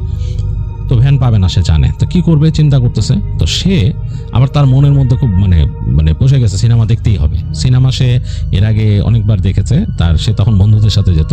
তার খুব শখ ছিল যে সে বিয়ে করলে স্ত্রীকে নিয়ে সিনেমা দেখতে যাবে। তো খুব শখ, সে চিন্তা করতেছে, খুব টেনশনে পড়ে গেছে। পরে চিন্তা করলো যে আমার তো সাইকেল আছে, তার বড় ভাইয়ের সাইকেল ছিল বাসায়। তো একটা সাইকেল ছিল তখনকার সময়, ফিনিক্স সাইকেল। তো সে চিন্তা করলো যে আমি সাইকেল নিয়ে যাব। তো সাইকেল কিভাবে রাখবো? ওইখানে সে জানে যে সিনেমা হলের আশেপাশে কিছু দোকান আছে, কিছু জায়গা আছে যেখানে রিক্সার গ্যারেজটা আছে। চিন্তা করছে যে ওখানে নিয়ে তালা মেরে রেখে বলে আসবো, তো ওখানে কিছু টাকা দিলে, বকশিশ দিলে ওরা রেখে দিবে। তো এই চিন্তা করে সে চিন্তা করলো আর কোনো চিন্তা নাই, সাইকেল নিয়ে যাব। তো যথারীতি সে তার মতো প্রিপারেশন নিয়ে নিল ওই দিন, এবং তার স্ত্রীকে আগে বলে রাখছিল যে আমরা সিনেমা দেখতে যাব, রেডি থেকো। স্ত্রীও খুব খুশি, তারও মনের মধ্যে বেশ একটা উৎফুল্ল লাগছে যাবে। তো যথারীতি তারা একেবারে বিকেলে বের হয়ে গেল, দুপুরের পর। দুপুরের পর যখন যাচ্ছে, খুব ভালো লাগছে, রাস্তা দিয়ে সাইকেল চালিয়ে যাচ্ছে এবং সুন্দর বাতাস, অসাধারণ পরিবেশ, এগুলো গ্রামের রাস্তা দিয়ে সাইকেল চালায় অসাধারণ লাগতেছে তাদের কাছে। তারা খুবই আনন্দ করতে করতে সাইকেল নিয়ে বিভিন্ন জায়গায় থেমে চা খেয়ে এক সময় তারা পৌঁছায় গেল সেখানে, এবং সিনেমা হলে গিয়ে টিকিট কেটে তারা ঢুকে গেল। আর তার সাইকেল সে রাখার ব্যবস্থা করছিল, ওখানে একটা দোকান আছে কাছাকাছি, সেখানে সে আগেও গিয়ে ওইখানে চা খেয়েছে এবং তার সাথে পরিচয় আছে, সেই লোকের ওখানে সে লক করে রাখছিল সাইকেল। তো সিনেমা যখন শেষ হচ্ছে রাত্রেবেলা, এসে সেই সাইকেল নিয়ে, তখনও কিন্তু তার মধ্যে কোনো টেনশন নাই। সে সাইকেল খুলে লক করে তার স্ত্রীকে নিয়ে বের করছে। তার পেছনে যে ক্যারিয়ার যেটা শক্ত, সেখানে তার ওয়াইফকে সুন্দরভাবে বসাইতে পারে সে। তো বসায় রওনা দিছে, এবং আসতেছে তারা যখন নাকি সেই মফস্বল টাউন থেকে বের হয়ে গেল, একেবারে গ্রামের রাস্তায় ঢুকছে, তখন একটু অন্যরকম লাগতেছে। এবং সাইকেলের সামনে একটা ছোট্ট ডায়নামো লাইট আছে, যেটা চাকার সাথে কানেক্ট করা। ওইটা ঘুরলে, ওই চাকার সাথে ওইটা ঘুরে, তখন ওই লাইটটা জ্বলে। তো মোটামুটি হালকা পাতলা দেখা যাচ্ছে, এবং ফ্ল্যাশ লাইটও নিয়ে আসছে সাথে করে। রাফির সাথে ফ্ল্যাশ লাইটও আছে, তার স্ত্রীর কাছেও ফ্ল্যাশ লাইট আছে তার পার্সের মধ্যে। তো আসছে, দুজন চলছে রাস্তা দিয়ে এবং গল্প করছে টুকিটাকি। রাস্তার মধ্যে ঝিঝি রাখতেছে, চাঁদ উঠছে, হালকা চাঁদের আলো, এবং এইটা আর একটা রোমাঞ্চকর পরিবেশ। তো তাদের মনে আসলে এই সিনেমার চিন্তাই ঘুরছে, তারা সিনেমার কথা ভাবছে, নিজেরা গল্প করছে, রাফি মাঝে মাঝে গান গাইছে। তো এরকম আস্তে আস্তে যখন তারা বিভিন্ন আমবাগানের পাশে রাস্তা দিয়ে যাওয়া শুরু করলো, তখন রাফির স্ত্রী বললো যে আমার কিছুটা ভয় লাগতেছে। তো বললো কেন ভয় লাগতেছে কেন? রাফি বলছে আমি আছি না, কিসের ভয়? চোর ডাকাত এগুলোর কোনো ভয় নাই, রাস্তা ফাঁকা, কোনো ব্যাপার না, আমি তো এখানকারই ছেলে। বলছে না কেমন জানি লাগছে। কি বলে যে অনেক গল্প শুনি না, ভূতের গল্প শুনি কথা। আরে দূর, এগুলো কিচ্ছু না, আমি আছি, কোনো ব্যাপার না। এগুলো বলতে বলতে রাফি সাইকেল চালাচ্ছে আসছে, কিন্তু রাফিরও কিন্তু কিছুটা ভয় লাগা শুরু করছে, কারণ রাতের বেলা এমন নির্জন হয়ে গেছে চারিপাশ। এই রাস্তাটা মানে 2 ঘন্টার মতো রাইড, মানে সাইকেল আর একটু কম লাগে, সাইকেল তো আরো ফাস্ট চলে, কিন্তু মানে এই রাস্তা কিন্তু নীরব নিথর, পুরো একেবারে গেছে, চারপাশে দেখা যাচ্ছে একদিক দিয়ে রাস্তা যাচ্ছে, মানে তার পাশে একটা বিশাল ক্ষেত, আর এই পাশে সামনে যে পুকুর, তার পাশে আবার গাছগাছালি, অনেক দূরে আবার মাঠ, মানে একদম বিস্তীর্ণ এলাকা। আর এটা হচ্ছে একদম মানে তাদের বাসা, তাদের গ্রামটা হচ্ছে বর্ডারের কাছাকাছি। যাই হোক, সাইকেল চালাচ্ছে, রাফিরও একটু ভয় লাগতেছে। তো এরকম করতে করতে এক জায়গায় এসে আসলো রাস্তার মধ্যে, তার তখন বেশ জল বিয়োগের একটা প্রেশার হয়েছে রাফির, প্রচণ্ড জল বিয়োগের প্রেশার। এখন সে প্যাডেল করে যাচ্ছে, তারপরও কিছু বলতেছে না। তো যেতে যেতে যেতে সামনে দেখতেছে যে রাস্তাটা একেবারেই মানে দুই পাশে গাছগাছালিতে ছাওয়া, মানে এই পাশে একটা আম বাগান, এই পাশে একটা আম বাগান, এর মধ্যে দিয়ে যেতে হচ্ছে, গাছগাছালি একদম ভরা চারিপাশে, মানে পুরা অন্যরকম খা খা করতেছে, তার যে লাইটের আলো অল্প পড়তেছে। রাফির কাছে একটা ভয় লাগতেছে এই জায়গাটা, এবং সে পার্সোনালি সে শুনেছে যে এই পাশের কতগুলো আম বাগান আছে যেগুলোর সম্বন্ধে বদনাম আছে মানুষের। এখানকার মানুষরা রাতের বেলা লোহা নিয়ে ঘুরে ওইখানে, তাদের সাথে কাঁচা লোহা রাখে, তারা ঢালাই লোহা, এটা তাদের ভয় ওই জায়গা সম্পর্কে। এবং তাদের ওখানে কথা প্রচলিত আছে, লোহা ছাড়া আম বাগানে ঢোকার নিষেধ, রাতের বেলা কেউ ঢোকে না, এই ভয়ে মানুষ ওখানে চলেও না। তো রাফি জানে, রাফি এইসব ঘটনা শুনছে, অনেক ঘটনা শুনছে সে, হঠাৎ করে লম্বা হাতে এসে পড়ছে এরকম, এগুলা যে লম্বা লম্বা পা, বাঁকানো পা, পেছন দিকে করা, এরকম পা দিয়ে হেঁটে যাচ্ছে, এরকম ঘটনা সে অনেক শুনছে মানুষের কাছে। তো এগুলো আবার না মনে পড়া শুরু করলো রাফির। এখন তার স্ত্রীও দেখলো যে ওই জায়গায় ঢোকার পরে স্ত্রী তাকে চেপে ধরে রাখছে শক্ত করে, তার পেছনে প্যান্টের এই পাশে যে ইগুলা লুপসগুলো শক্ত করে ধরে রাখছে তার স্ত্রী। তো রাফি বুঝলো যে স্ত্রী একটু ভয় পাচ্ছে। যাই হোক, সে প্যাডেল করে যাচ্ছে। তো এক সময় তার জলবিয়োগের প্রেশার এত আসলো যে সে আসলে আর পারতেছে না। তো সে এসে সাইকেলটা একপাশে সাইড করে ফেললো। তো তার ওয়াইফ ভয় পেয়ে গেল, কি হয়েছে কি হয়েছে, বলে আরে দাঁড়াও না, একটু নামো, আমার খুব প্রেশার উঠছে, আমি মানে জল বিয়োগ করতেই হবে।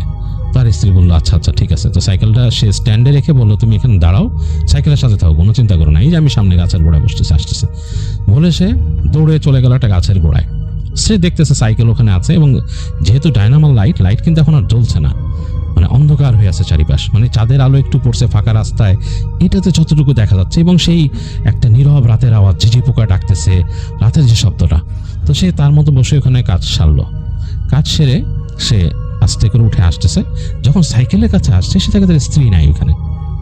তো সে ভয় পেয়ে গেল যে কি স্ত্রী কই গেল। তো সে স্ত্রীর নাম ধরে ডাকলো কয়েকবার, দেখে যে স্ত্রী কোনো জবাব দিচ্ছে না। তো অনেকবার ডাকছে, তার স্ত্রীর নাম ছিল মেঘলা, এটা ছদ্মনাম, কিন্তু সে ডাকতেছে মেঘলা মেঘলা বলে ডাকতেছে, কোনো শব্দ না। কি করবে সে, মানে একটু ভয় পেয়ে গেল, মানে একদম মানে তার বুকের মধ্যে ধুকধুক ধুকধুক করতেছে। তখন সে হেঁটে একটু সামনে গেছে আর বলছে মেঘলা আমার সাথে দুষ্টুমি করো না, আমি কিন্তু টেনশন করতেছি তোমাকে নিয়ে, কি ব্যাপার, কি শুরু করছো তুমি। দেখে কোনো কথা নাই, মানে একদম নির্জনতা। তো সে আরো জোরে বলা শুরু করলো, স্ত্রীর নাম জোরে, একই সাথে তার ভয়, একই সাথে একটা কেমন জানি শূন্যতা, দুইটা কাজ করতেছে, জোরে জোরে ডাকতেছে সে, তার মধ্যে সে জোরে জোরে স্ত্রীর নাম ধরে ডাকতেছে এক সময়। তো একটু পরে সে খেয়াল করলো হাসির শব্দ আসলো গাছপালার মধ্যে থেকে, মানে একদম সে বাগানের মধ্যে ঢুকে গেছে, কিন্তু হাসির শব্দ আসতেছে। সে তখন জোরে বলতেছে তুমি আমার সাথে দুষ্টুমি করতেছো তুমি, হ্যাঁ ফাইজলামি করো আমার সাথে, এরকম করতেছো কেন, আমরা কোন জায়গায় দাঁড়া আছি বাগানের মধ্যে, বুঝতেছো না। আবার হাসির শব্দ, এবার ডান থেকে আসতেছে, সে হাসি ধরে ধরে যাচ্ছে, আবার এদিকে যাচ্ছে, মানে তাকে মনে হচ্ছে একদম একটা পাজেলের মধ্যে ফেলেছে, একটা মানে একটা মরিচিকার মধ্যে সে পড়ে গেছে এখানে। তাকে বারবার এদিকে হাসতেছে ওদিকে হাসতেছে, মানে তার মধ্যে মানে একদম মাথা খারাপ হয়ে গেছে তার। সে ডানে যায় বামে যায়, হাসির শব্দ দিক দিয়ে যায়, মানে আর কোনো শব্দ নাই। তো রাফির আসলে মাথাটা একেবারেই খারাপ হয়ে গেছে। তো এক সময় সে এরকম ফ্ল্যাশ লাইট বার করে ফ্ল্যাশ লাইট মারতেছে চারিপাশে। তো ফ্ল্যাশ লাইটে যা পড়ে আম গাছগুলো দেখা যায় নিচে চুন দিয়ে এরকম ঢাকা, এতটুকু আকার রং করা, অতটুকুর মধ্যে লাইটটা রিফ্লেক্ট করে। তো তার কাছে মানে প্রচন্ড রকমের মানে ভয় লাগা শুরু করলো, সে এখন দিশেহারা হয়ে গেছে। রাফির মনে হচ্ছে সে তার নিজের চুল টানে বসে বসে, এরকম একটা অবস্থা, ভয়ে এবং দিশেহারা হয়ে। হঠাৎ করে সে ফ্ল্যাশ লাইট করে দূরে একটা জায়গায় তার চোখ পড়লো, একটা আম গাছের মধ্যে নিচের দিকে ডালে মনে হচ্ছে একটা মাথা উল্টা করা, এরকম মানে মাথাটা উল্টা করে দিয়ে রাখছে, মনে হচ্ছে কেউ একটা মেয়ের মাথা, এবং চুলগুলা নিচের দিকে ঝুলে আছে। তো রাফির প্রচন্ড ভয় লাগছে, তো উল্টা দৌড় দিত সে, ভয় মানে নিজের অবচেতন মনেই অটো রিফ্লেক্সে সে দৌড় দিত ওইখান থেকে। কিন্তু সে দৌড় না দিয়ে চিন্তা করলো এটা কে, তার স্ত্রী কিনা। তার বুকটা ধক করে উঠছে, সে আস্তে আস্তে দৌড়ায় ওইটা কাছাকাছি যাওয়া শুরু করলো। তো যখন সে কাছাকাছি চলে আসছে, সে আস্তে আস্তে হাঁটা শুরু করলো এবং আলোটা স্পষ্ট হচ্ছে। সে হঠাৎ করে দেখলো যে একটা মেয়ের মাথা, মানে গাছ ডালটা ভিড় মতো উঠে গেছে, ওদিক থেকে মাটির দিকে নামানো, মানে শরীরটা ডালের উপর দিয়ে রাখা, মাথাটা নিচু করে পিছন দিকে ফেলে রাখা, চুলগুলা মাটির ছুঁই ছুঁই করতেছে, এরকম একটা অবস্থা, এবং চোখগুলা মনে উল্টে আছে চোখের মানে মনিটার উপরের দিকে। তো ভয়ে তার আত্মা একেবারে উড়ে গেল। সে কি দেখলো, সে ভালো মতো ফ্ল্যাশ লাইট মেরে দেখে যে এইটা তার স্ত্রী। তার স্ত্রীর চেহারা সে চিনতেছে, ঠিক তার স্ত্রীর মাথাটা উল্টো হয়ে আছে, তার শরীরটা মনে হয় গাছের ডালের উপরে, ওইদিকে মানে বাঁকা একটা ডালের মধ্যে শরীরটা, অ্যাজ ইফ সে যদি ওই ডালের উপর শুয়ে এই ডালের এই পাশ থেকে মাথাটা বের করে নিচু করে দেয়, নিচের দিক ফেলে রাখে, মাটির দিকে তাকায় থাকে সেরকম, এবং তার চুলগুলো উল্টে পড়ে আছে, তার মুখ দিয়ে মনে হচ্ছে ফেনা গড়াচ্ছে এবং চোখগুলা উল্টায় রাখছে, চোখের মনি নাই। ভয়ে দৌড় দিয়ে কাছে গেছে রাফি, এবং সে মানে বিড়বিড় করে দোয়া পড়তে পড়তে সে স্ত্রীর হাত দুইটা এরকম উল্টা হয়ে ঝুলেছিল, হাত ধরলো, তো স্ত্রী ওই অবস্থায় হাসতেছে তাকে সাথে নিয়ে। তো সে ভয়ে মানে একদম মানে কোনো জোরে চিৎকার করতে করতে স্ত্রী হাত ধরে সে টেনে অনেক কষ্টে সে ডালের উপর থেকে নামা ফেললো স্ত্রীকে। তো দেখলো ডালের উপর থেকে নামার পরেই তার স্ত্রী চোখ বন্ধ করে ফেললো আর বেহুশ হয়ে গেল। তো সে সাথে সাথে তার হাতের মধ্যে নিয়ে স্ত্রীকে কপালে হাত দিচ্ছে, নাম ধরে ডাকতেছে, হাতটা ঘষতেছে, দেখতেছে হাত ঠান্ডা, চেষ্টা করতেছে তাকে সেন্সে আনতে।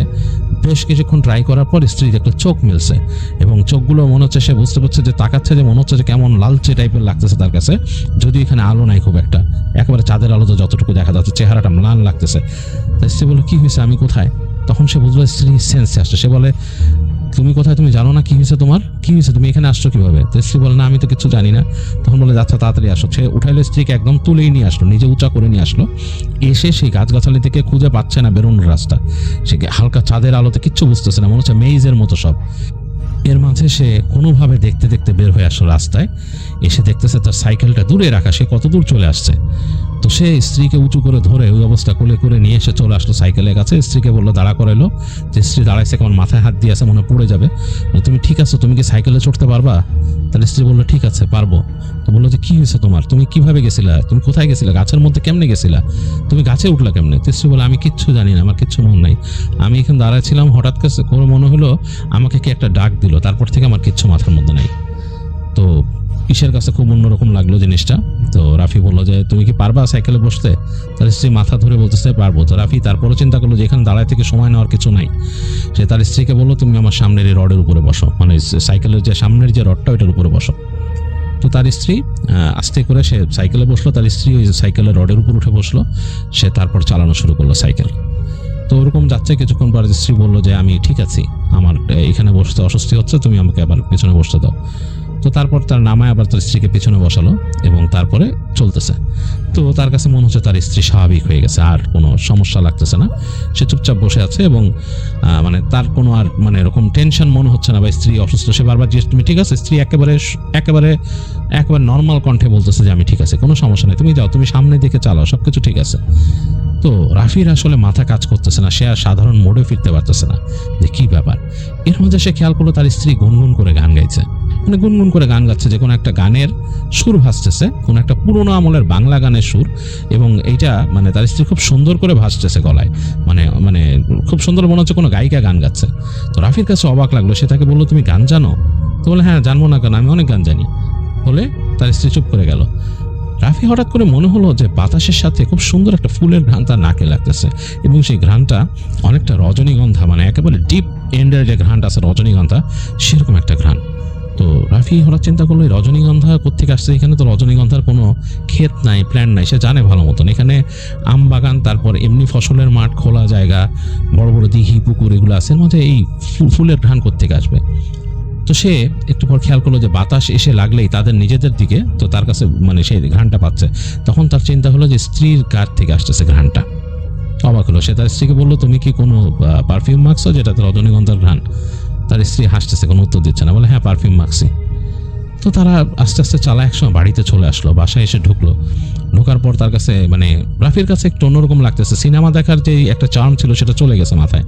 মাঝখানের ভীতিকর জিনিসটা সে চিন্তা করতেছে যে কি হয়েছিল বাগানে। তো দেখলো যে বাসায় ঢুকে স্ত্রী সুন্দর তার মতো চলে গেল, ফ্রেশ হলো, ফ্রেশ হয়ে এসে বিছানায় শুয়ে পড়লো, তাকে বললো এসে শুইতে।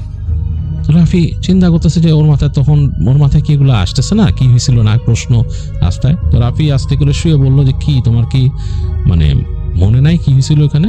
তো বলে থাকবে না কেন, তুমি গেলা ওখানে জল বিয়োগ করলা, তারপর আমার জানি কি হয়েছিল, আমাকে কে ডাক দিল, তারপর আমার কিছু মনে নাই, মনে আছে তুমি আমাকে উঠায় নিয়ে আসলা ওখানে বাইরে, এবং আমার তখন কেমন জানি ঘুম আসতেছিল, মনে হচ্ছে আমি ঘুমায় যাই, তারপর আমার আর কোনো সমস্যা নেই, আমি তো নর্মাল হয়ে গেলাম। তখন রাফি বললো তুমি জানো কি হয়েছিল মাঝখানে? বলে না। বলে তোমাকে আমি গাছের উপর থেকে নামাইছি, তুমি গাছের উপর উঠছিলা কেমনে? বলে আমি তো কিছু জানি না, আমি গাছের উপর কিভাবে উঠলাম। তো রাফি একটু থতমত খেয়ে গেল, বললো তুমি কিছু জানো না? বলে না। রাফির মনে কেমন একটা খটকা লেগে থাকলো এবং সে রাতের বেলা ঠিক মতো ঘুমাইতেও পারলো না। সে দেখলো তার স্ত্রী সুন্দর নাক ডেকে ঘুমাচ্ছে এবং খুব অবাক হয়ে রাফি সে খেয়াল করলো যে শেষ রাতের দিকে ফজরের আজান হওয়ার আগে তার বাসার ভেতরে এই জায়গাটা পুরোপুরি ডিপ একটা রজনীগন্ধার ঘ্রাণে ভরে গেল। তার ঘরের ভেতরটা মনে হচ্ছে কেউ বিশাল স্তূপকৃত রজনীগন্ধার কোনো ফুল ফুলের ইগুলো এখানে রেখে দিছে। নিঃশ্বাস নিতে কষ্ট হচ্ছে, এত বেশি রজনীগন্ধার ঘ্রাণ সেখানে। আবার যখন ফজরের আজান হলো তারপরে ঘ্রাণটা চলে গেল, ঘ্রাণটা নাই, পুরো নর্মাল হয়ে গেল তার ঘর। তো খুব অবাক হয়েছে রাফি। সকালের দিকে তার একটু ঘুম আসছে এবং দিনের বেলা সে ঘুম থেকে উঠলো নর্মাল। সে তখন তার কাজকর্ম শুরু করলো, গেল এদিক ওদিক এই সেই। তো যাই হোক, সে কাজ করে যখন সন্ধ্যার পর বাসায় আসছে, বাসায় এসে তার আর ওই কালকের ঘটনা ঠিক মতো মনেও পড়তেছে না। তো যাই হোক, সে ঘরে গেছে এবং রাতের বেলা 7টা-8টার দিকে তাদের একটু পর তারা ঘুমায় যাবে। তারা একটু আর্লি ঘুমাইতো ওই সময়, 9টা 9:30টার দিকে ঘুমায় যেত, কারণ ওখানে আসলে তেমন কিছু করার ছিল না তখনকার সময়। আসলে ওখানে ইলেকট্রিসিটিও ছিল না যে অন্য কিছু করার মতো। আর ওই সময় তো আসলে টেলিভিশন আর রেডিও ছাড়া তেমন কিছু ছিল না। এই টেলিভিশন তাদের ওখানে চলতো, তার বাবার ওইখানে আছে, ব্যাটারি দিয়ে চালাইতে হতো, ব্যাটারি দিয়ে টেলিভিশন চলতো। আর একই সাথে ক্যাসেট প্লেয়ার যেটা তার বাসায় আছে, সেগুলো ডি সাইজের ব্যাটারি দিয়ে চালাইতে হতো, প্রায় 6টার মতো ব্যাটারি লাগতো। তো এই কারণে ওইটার ইউসেজও খুব একটা বেশি হতো না। আর এমনি নর্মালি তাদের ওখানে চলতো হচ্ছে ল্যাম্প। তো সুতরাং কিছু করার নাই, বাসায় এসে সে তার মতো খাওয়া দাওয়া করে শুয়ে আছে। তার স্ত্রী একটু পরে আসছে, গল্প করে তারা ঘুমায় যাবে, এরকম একটা অবস্থা। তো গল্প করতে করতে সে আবার জিজ্ঞেস করলো রাফি যে তোমার কি মনে আছে কালকে আমাদের এরকম হয়েছিল? তার মনে পড়লো ঘটনাটা। তার স্ত্রী বলে না, আমি তোমাকে বলছি না, তুমি একই প্রশ্ন বারবার কেন করো? আমার কিছু মনে নাই। তো রাফি চিন্তাগুলো থাকার, এটা যেহেতু সে আর ডিসকাস করে না, এটা নিয়ে আর চালায় লাভ নেই। শুয়ে পড়লো, একসময় ঘুমায় গেল রাফি। কতক্ষণ তারা ঘুমাইছে বলতে পারবে না, এবং তারা কিন্তু তাদের যে বাতি ছিল হারিকেন বন্ধ করে দিত রাতের বেলা, ওইটা জ্বালা রাখতো না, হামাকা ফিউল নষ্ট। তো কতক্ষণ বলতে পারবে না। রাফি এক সময় তার ঘুম ভাঙলো রাতের বেলা। ঘুম ভাঙার পর সে তাকায়, দেখতেছে মনে হচ্ছে তার পাশে তার স্ত্রী নাই। সে অবাক হলো, অবাক হয়ে সে তাকায় হাত দিয়ে বুঝলো যে আসলেই বিছানার মধ্যে তার স্ত্রী নাই। তো সে উঠলো, উঠে দেখতেছে জানালা দিয়ে রাতের আলো আসতেছে। রাতের আকাশের যে আলো, চাঁদ থাকে তো আকাশে, চাঁদ না থাকলেও মেঘের একটা আলো থাকে, সেই আলোটা হালকা আসে, রাতের আলো, সেটাতে জানলার পর্দার ফাঁক দিয়ে এসে ঘরটা হালকা আলোকিত করতেছে। তো সে দেখতেছে ঘরের মধ্যে কিন্তু কেউ নাই, ঘর ফাঁকা। তাদের এই বাসায় কিন্তু অ্যাটাচ বাথরুম না, তাদের বাথরুমে যেতে গেলে এই ঘর থেকে বের হয়ে হেঁটে একেবারে পেছন দিকে যেতে হয়। তো সে চিন্তা করলো যে তার স্ত্রীকে বাথরুমে গেছে। তো সে তাকায় দেখলো, খেয়াল করে তার একটা ওয়েট ড্রপ ছিল, ওয়েট ড্রপের উপরে কিন্তু হারিকেনটা রাখা। তোমরা হারিকেন তো নেয় নাই তার ওয়াইফ, তাহলে কি ফ্ল্যাশ লাইট নিয়ে গেছে? তো সে দ্রুত ওয়ার্ড্রপের ড্রয়ারটা খুলে ফেললো, ড্রয়ার খুলে এসে ড্রয়ারে হাত দিয়ে দেখে ফ্ল্যাশ লাইট ওইখানেই আছে। তো ফ্ল্যাশ লাইট নিয়ে এসে ফ্ল্যাশ লাইট জ্বাললো, জ্বালার পর বেশ আলো হয়ে গেল ঘরটা। তো সে ঘরের যে পর্দাটা আছে টেনে একটু সরিয়ে দিল, যাতে ঘরের মধ্যে একটা আলো আসে, স্বাদের আলো। এখন তার হারিকেন জ্বালাতে ইচ্ছা করতেছে না। তো সে পর্দাটা একটু সরায়, সে লাইট মারতেছে এদিক ওদিক। তো কোনো নাই, ঘরের মধ্যে তো তার ওয়াইফ নাই। সে দেখলো যে দরজাটা রুমের বাইরে যাওয়ার সেটা খোলা। তো সে আস্তে করে হেঁটে বের হয়ে গেল সেই তাদের করিডোর দিয়ে, পেছন দিকে যাওয়ার জায়গায়। সে হাঁটতে হাঁটতে সে বাথরুমে চলে যাবে, তার আগেই দেখলো যে তাদের বাসা থেকে নিচে নামার যে জায়গাটা, যে সিঁড়ির জায়গাটা, সেই দরজাটা খোলা। ওইটা কিন্তু রাতে বন্ধ করে দেয় তারা, দোতলায় উঠে যে দরজা লাগাই দিতে হয় তাদের ঘরের ফ্ল্যাটের মতো যেটা। তো তাদের বাসাটা এরকমই দোতলা বাড়ি। তো ওখানে যে দরজা লাগানো ছিল, দরজাটা খোলা। সে অবাক হয়ে গেল যে কে দরজা খুলছে কেমনে। ফ্ল্যাশ লাইটটা একবার সে মারলো পেছনের দিকে, বাথরুমের দরজার দিকে। তো বাথরুমের ভেতরে নিচ দিয়ে কোনো আলো আসতেছে না, বাথরুমের দরজার নিচে অন্ধকার। সে আস্তে করে সিঁড়িটার দরজা খোলা দেখে সে সিঁড়ি দিয়ে নামা শুরু করলো। সিঁড়ি দিয়ে যখন সে নামতেছে, কয়েক পা নেমে গেছে, তখন সে তার স্ত্রীর কণ্ঠ শুনতে পাচ্ছে, গান গাওয়ার শব্দ। একেবারে সুন্দর কণ্ঠে তার স্ত্রী গান গাচ্ছে, একেবারে পুরনো একটা বাংলা গান। তো খুব অবাক লাগলো তার কাছে যে তার স্ত্রী এই রাতে কোথায় বাংলা গান গাচ্ছে, রাস্তার মধ্যে পুরোনো আমলের গান গাচ্ছে। এটা কেমন কথা রাতের বেলা এরকম নেমে? তার কাছে অন্যরকম লাগা শুরু করলো, যে জিনিসটা বেশ ভয়ঙ্কর মনে হলো তার কাছে। এবং সেদিনকে যে ঘটনা ঘটলো আমবাগানে, সেটা তার মনে পড়লো যে something is related to this. সে হেঁটে হেঁটে সামনে যাচ্ছে এবং সে দেখতেছে তার স্ত্রী কণ্ঠ। তারপর সে হঠাৎ খেয়াল করলো তাদের বাসা থেকে বেশ খানিকটা দূরে, যেখানে তাদের আমবাগানে ঢোকার জায়গা, তার পাশ দিয়ে তার স্ত্রী হাঁটছে এবং সেখান থেকে গানের শব্দটা আসতেছে। এবং সেই যেহেতু গভীর রাত, সেই গানের শব্দটা আস্তে আস্তে ভেসে ভেসে তার কাছে আসতেছে। তো সে সরাসরি ফ্ল্যাশ লাইট মারলো তার স্ত্রীর দিকে এবং তার স্ত্রীর চেহারার মধ্যে ফ্ল্যাশ লাইটটা পড়লো।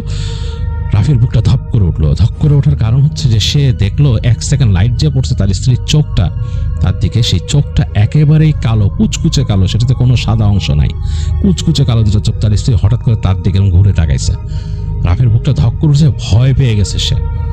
ভয় পেয়ে সে থরথর করে কাঁপতেছে। সে চিন্তা করতেছে যাবে কিনা ওইদিকে। এটা চিন্তা করতে করতে ডিসাইড করলো না, তাকে যেতেই হবে। তার স্ত্রী দাঁড়াই আছে। সে ফ্ল্যাশ লাইটটা জাস্ট একটু নিচের দিকে নামায় সে দ্রুত চলে গেল ওইদিকে। গিয়ে তার স্ত্রী তাকে দেখে বলছে, কি ব্যাপার, তুমি এরকম হন্তদন্ত হয়ে ছুটে আসতেছো কেন ওইদিকে? মানে আমি বাইরে আসছি একটু বাতাস খেতে, আমার ভালো লাগতেছে না ঘরের মধ্যে বদ্ধ। তখন রাফি বলছে, চলো তুমি বাসায় চলো, এক্ষুনি বাসায় চলো। সে বলছে না, এমনভাবে না বলছে, সে নাটা প্রচণ্ড ভয়ঙ্কর রকমের ডিনাই, মানে সে যাবে না এরকম একটা অবস্থা।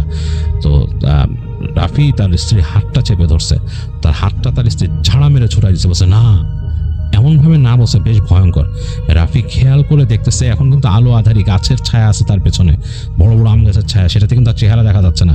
তার কাছে এখনো মনে হচ্ছে মানুষের চেহারা যদি তাকিয়ে থাকে চোখের সাদা অংশটা বোঝা যাওয়ার কথা, তার কাছে মনে হচ্ছে তার স্ত্রীর চোখের সাদা অংশটা নাই, পুরো অন্ধকার, যেটা ডিপ জায়গা।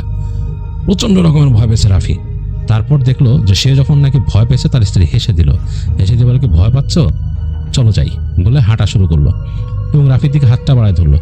রাফি হাতটা ধরলো, ধরার পর দেখতেছে স্ত্রীর গায়ের টেম্পারেচার খুব কম, মানে ঠান্ডা হয়ে আছে হাতটা। তো রাফির কেমন যেন ভয় লাগা শুরু করলো। রাফি আস্তে আস্তে তার স্ত্রীকে নিয়ে আসতেছে, তার স্ত্রী হাসতেছে খিলখিল করে। রাফি বললো, কি ব্যাপার, তোমার কি হয়েছে, তুমি এরকম করতেছো কেন? তখন তার স্ত্রী বলছে, আমাকে কালকের মতো উঁচা করে নিয়ে চলো, উঠা আমাকে কোলে করে নিয়ে যাও। সে বলছে, না তুমি আসো, তুমি হাঁটতে পারছো কেন, তোমাকে ভাবে নিবো বলে রাফি হেঁটে যাচ্ছে। তো সিঁড়ির কাছে যখন আসলো তার স্ত্রী ধাপ করে, তার স্ত্রী পড়ে গেল এখানে একদম পাটাতনের মধ্যে। রাফি একটু অস্বস্তি ফিল করলো যে বারান্দার মধ্যে তার স্ত্রী পড়ে গেছে নিচতলায়, এবং এখানে নিচতলায় কিন্তু তাদের ওই কেয়ারটেকার থাকে। সে চিন্তা করলো যে যদি কেয়ারটেকার এরকম দেখে কিছু একটা হচ্ছে, কি ব্যাপার। তো সে দেখলো যে একদম অচেতন তার স্ত্রী। তো সে তার সাথে সাথে কিছু করার নেই, 2 হাতে উঁচু করে ধরলো স্ত্রীকে এবং নিয়ে উঠতেছে সিঁড়ি দিয়ে।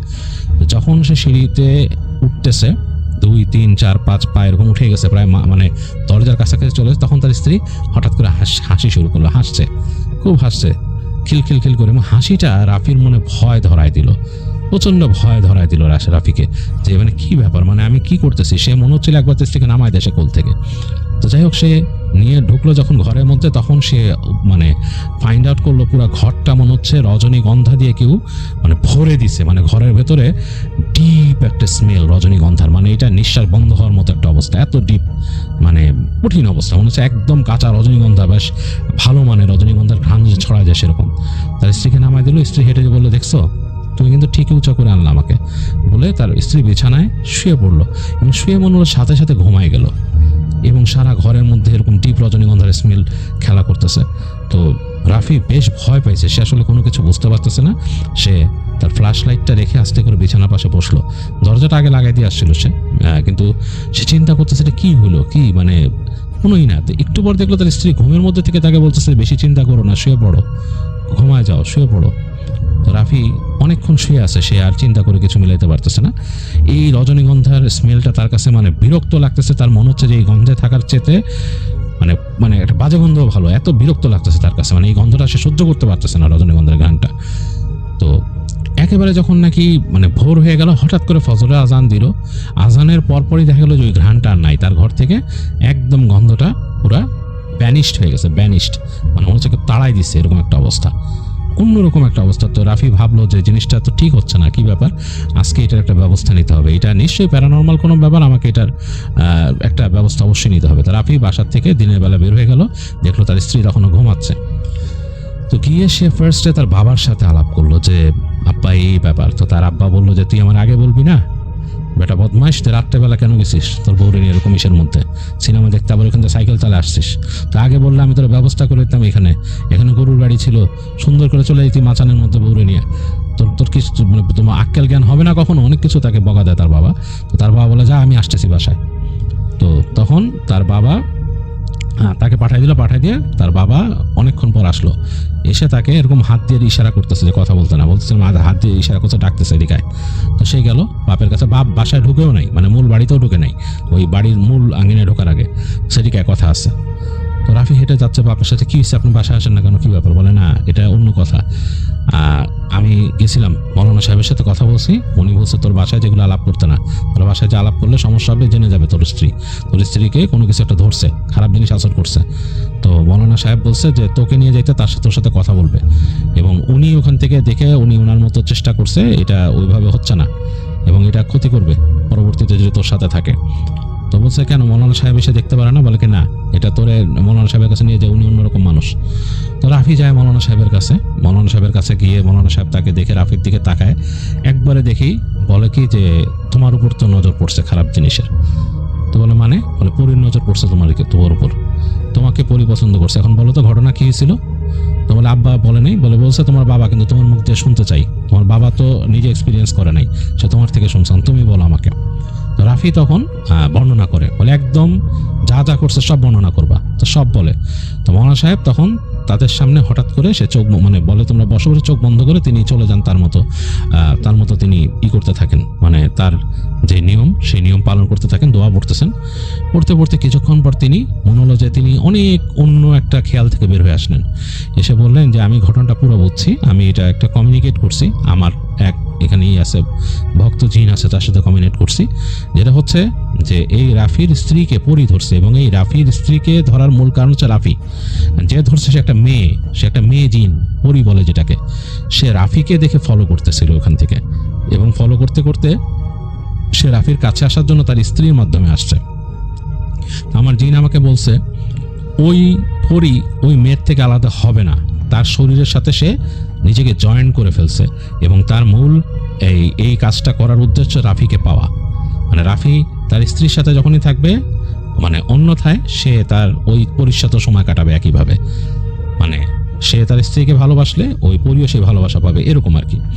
তো এটা অন্যভাবে কিছু করতে হবে, সেটা আমি পদ্ধতি বলে দিচ্ছি, এই পদ্ধতিটা তখন হবে। তো তিনি রাফিকে ডেকে বলেন যে তোমাকে একটা কাজ করতে হবে। কাজটা কি? যে কোনোভাবে ওই পরীর থেকে তোমার স্ত্রীকে কিছুক্ষণের জন্য আলাদা করতে হবে, এটা কোনো বুদ্ধি করে করতে হবে। তাদের বুদ্ধি কিন্তু মানুষের মতো না। আর যাই থাকুক, তারা অনেক রকমের জ্ঞানী হতে পারে, অনেক জ্ঞান তাদের থাকতে পারে, জ্ঞান বিজ্ঞানও জানতে পারে, তারা কোনো কিছুর উপরে শক্তি খাটাইতে পারে, এমনকি বিদ্যুতের উপরে শক্তি খাটাইতে পারে, কিন্তু তাদের কিন্তু কিছু দিকে মানুষের মতো জ্ঞান নাই, সেটা নাই। তো সুতরাং তোমাকে এই বুদ্ধি বের করতে হবে। তুমি চিন্তা করো কয়েক সেকেন্ডের জন্য তাকে সরাবা কেমনে তোমার স্ত্রীর কাছ থেকে, তোমার স্ত্রীর শরীর থেকে তাকে আলাদা হয়ে যেতে হবে। এবং সেই সময় তিনি একটা তাবিজ বের করে দেন। একটা তাবিজ বলতে একটা যে কোনো তাবিজ বলে যে একটা একদম পাকা চামড়া দিয়ে মোড়ানো সেলাই করা, বলছে এটার ভিতরে কালাম লেখা আছে একটা তাবিজের ভিতরে, এবং সেটাকে সুন্দর করে সিল করা, মোম দিয়ে সিল করা, এবং ওই জিনিসটা চামড়া দিয়ে বাধাই করা। ভুলেও কিন্তু এই চামড়ার বাধাই খোলা যাবে না, ভুললে কিন্তু এটা অপবিত্র হলে কিন্তু একদম ক্ষতি হয়ে যাবে, আর গুনাহ হবে। এটা থাকুক, এটা টেম্পোরারি একটা জিনিস, কিন্তু যখনই তোমার স্ত্রী থেকে সে আলাদা হবে তখন এটা তাকে পহরায় দিতে হবে তোমার, তাহলে সে আর তোমার স্ত্রীর কাছে আসতে পারবে না। আর ওই সময়ে তুমি আয়াতুল কুরসি পড়বা, আয়াতুল কুরসি পড়ে তুমি নিজেকে বন্ধ করবা, যাতে তোমাকেও যাতে সে কোনো ক্ষতি করতে না পারে।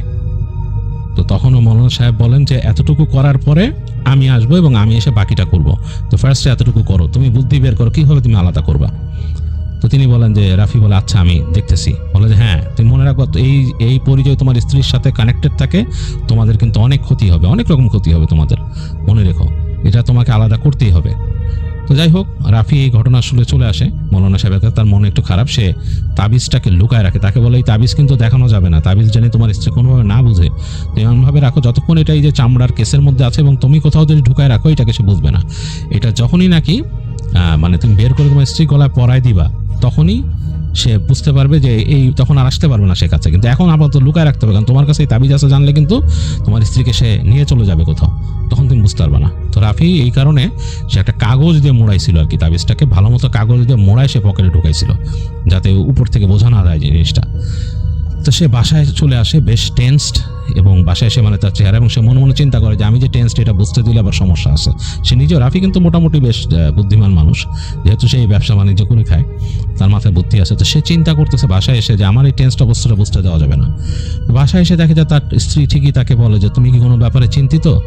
বলে না না, এই কাজকর্ম করতেছে, এই ব্যবসার, এই বাগানের অনেক সমস্যা হচ্ছে, এই কীটনাশক ঠিক মতো আসতেছে না, এই নিয়ে অনেক টেনশন। তো তার স্ত্রী বলে ওগুলো ঠিক আছে, সব ঠিক করে দিব, অসুবিধা নেই, আমার কাছ থেকে বুদ্ধি নিও, আমি তোমাকে বলে দিব, আমাকে বলবা কি হয়েছে। তো সে বলে তুমি আবার কোত্থেকে এত বুদ্ধিমান এসে? বলে আমার থেকে তুমি জানো না, আমি অনেক এসব ব্যবসা বুঝি, এগুলো দিয়ে আমার বাবা অনেক কিছু আমাকে শিখাইছে। তো সে আর কোনো কথা বলে না, কারণ এই ধরনের কথা তার স্ত্রী তাকে আগে বলতো না। সে অবাক হয়ে গেছে যে স্ত্রী এরকম কথা কেন বলতেছে। তো যাই হোক, তাকে খাবার দাবার দেয় তার স্ত্রী, এবং সে দেখে তার স্ত্রীর আচার আচরণ সবকিছু অন্যরকম, মানে যেরকম তার স্ত্রীকে সে দেখছে প্রথম কয়েকদিন সেরকম কিছুই না, মানে একটু অন্যরকম, এবং তার কাছে এটা ভালো লাগছে না, এই ধরনের আচরণগুলো তার পছন্দ না। তো সে চিন্তা করতে থাকে যে সে কি করবে, কিভাবে সে মানে বুদ্ধি চিন্তা করতে থাকে। তো তাকে মৌলানা সাহেব একটা কথা বলছেন যে একটা জিনিস কি, তুমি যা ভাববা কখনো মুখ দিয়ে বলবা না, তোমার চিন্তা ভাবনা কিন্তু ওই জিন পরি বুঝতে পারবে না, একমাত্র আল্লাহ ছাড়া মনের কথা কেউ জানে না, মনের কথাটা তুমি মনেই রাখবা। তো সে ভাবতেছে কি করবে, তারই তো বুদ্ধি বের করতে হবে। তো সে বিকেলের দিকে সে বলতে থাকে যে আমি খুব অসুস্থ ফিল করছি, তার স্ত্রীকে বলতেছে খুব খারাপ লাগতেছে, শরীর ব্যথা, হাত পা ব্যথা, মন মানে কেমন লাগতেছে এরকম বলতেছে, শরীর ম্যাজ ম্যাজ করতেছে, আমার শরীরটা খারাপ লাগছে, আমার মাঝে মাঝে এরকম অসুস্থ হই আমি কয়দিন পর পর। তো তার স্ত্রী বলে কয়দিন পর পর অসুস্থ হবে না? বলে যে হ্যাঁ, এরকম মানে 2 মাসে একবার আমার এরকম হয়, শরীর টরে ব্যথা করে, কি অসুখ আছে কে জানে, এটা তো দেখাই নাই। তো তার স্ত্রী বলছে তোমার চেক করা দরকার, ডাক্তার দেখানো দরকার, এই সেই। তো যাই হোক, সে এমন অসুস্থতার ভান করা শুরু করে, রাফি কিন্তু ভান করতেছে এগুলা, সে নড়তে পারতেছে না। যখন সন্ধ্যা হয়ে গেছে, সন্ধ্যার পরে সে তার স্ত্রীকে বলতেছে যে আমার খুব ক্ষুধা লাগছে, কিছু একটা খাইতে ইচ্ছা করতেছে, মানে কিছু একটা টেস্ট মুখে লাগতে ইচ্ছা করতেছে। তার স্ত্রী বলে কি? বলে আমার ইচ্ছা করছে কাঁচা আম মাখায় খেতে, গাছে তো কাঁচা আম আছে, যদি পাইতাম গাছের কাঁচা আম। তার স্ত্রী বলে গাছের কাঁচা আম তুমি কিভাবে খাবা, এখন বাসায় তো নাই, কাউকে বলে আনার ব্যবস্থা করবো, দাঁড়াও বলে আসি। তখন বলে না না, তুমি যেও না আমার পাশ থেকে, তুমি আমার পাশ থেকে যেও না, তুমি থাকো, তুমি প্লিজ থাকো, অসুবিধা নেই, আমার খারাপ লাগতেছে। তার স্ত্রী বলে যে না আমি না গেলে তো বললে কি, এখনো যদি কেয়ারটেকারকে বলিও হয়তো নিয়ে আসবে কোথা থেকে, তো তুমি খেতে পারলা, আমি বানাই দিলাম। বলে না না, তুমি যেও না প্লিজ। তো তার স্ত্রী চুপ করে আসতে দেখতেছে। তো একটু পরে দেখলো যে সে তার স্ত্রী হাত ধরে রাখছে। তো তার স্ত্রী তার হাত ছাড়ানোর চেষ্টা করলো, সে বলে না না, হাত ছেড়ো না, সে হাত জোর করে ধরেই রাখছে স্ত্রীর। তো একটু পরে স্ত্রী দেখলো সে যে তার হাত ধরে আছে, স্ত্রী আস্তে করে মানে পাশে শুয়ে কাইন্ড অফ লাইক ঘুমায় গেল, মানে হঠাৎ করে নেতায় পড়লো এবং সে দেখলো স্ত্রীর হাত নাড়া দিয়ে স্ত্রী মনে হচ্ছে বেঘরে ঘুমাচ্ছে, তার স্ত্রীর মধ্যে না এরকম লাগতেছে। তখন সে হঠাৎ করে খেয়াল করলো যে তার ঘরের পাশ থেকে মনে একটা ছায়া, বড় একটা ছায়ার মতো সরে গেল দিক দিয়ে, এবং মানে রাফির আসলে খুব ভয় লাগলো ছায়াটাকে দেখে। মানে সে বুঝতে পারলো তার স্ত্রীর ভেতর থেকে ওই জিনিসটা বের হয়ে গেছে। সে চুপচাপ স্ত্রীর ওখান থেকে উঠে গিয়ে বারান্দায় গেল, যে ছায়াটা দেখছে, তার মনে চিন্তা হচ্ছে যে কি হলো, হঠাৎ করে কি সে যে প্ল্যানটা করছে সেরকম কিনা। তাকায় দেখে যে তার বাসার কাছে যে আম গাছটা ছিল, বড় একটা আম গাছ আছে পাশে, সেটা তো অনেক কাঁচা আম ঝুলেছিল। তখন সে তাকায় দেখে ওই আম গাছের একটা ডাল তার বাসার ছাদের উপরে, এবং ছাদের উপরে ওখানে কাঁচা আম ঝুলেছিল, ছাদের উপরে ঠিক একটা ছায়া, এবং ছায়াটা দেখে মনে হচ্ছে কোনো নারীর ছায়া, মানে একটা নারী যদি বসে থাকে, ছায়া মানে একটা উপরে একদম ড্রেস পরা, এরকম ছায়ার মতো মনে হচ্ছে ডাল থেকে কিছু নিচ্ছে এরকম। তো সে যে দূর থেকে এটা দেখছে, আর সে মানে বুঝতে পারছে যে এটা বুঝে ফেলে তো সমস্যা, এটাই আমার সুযোগ।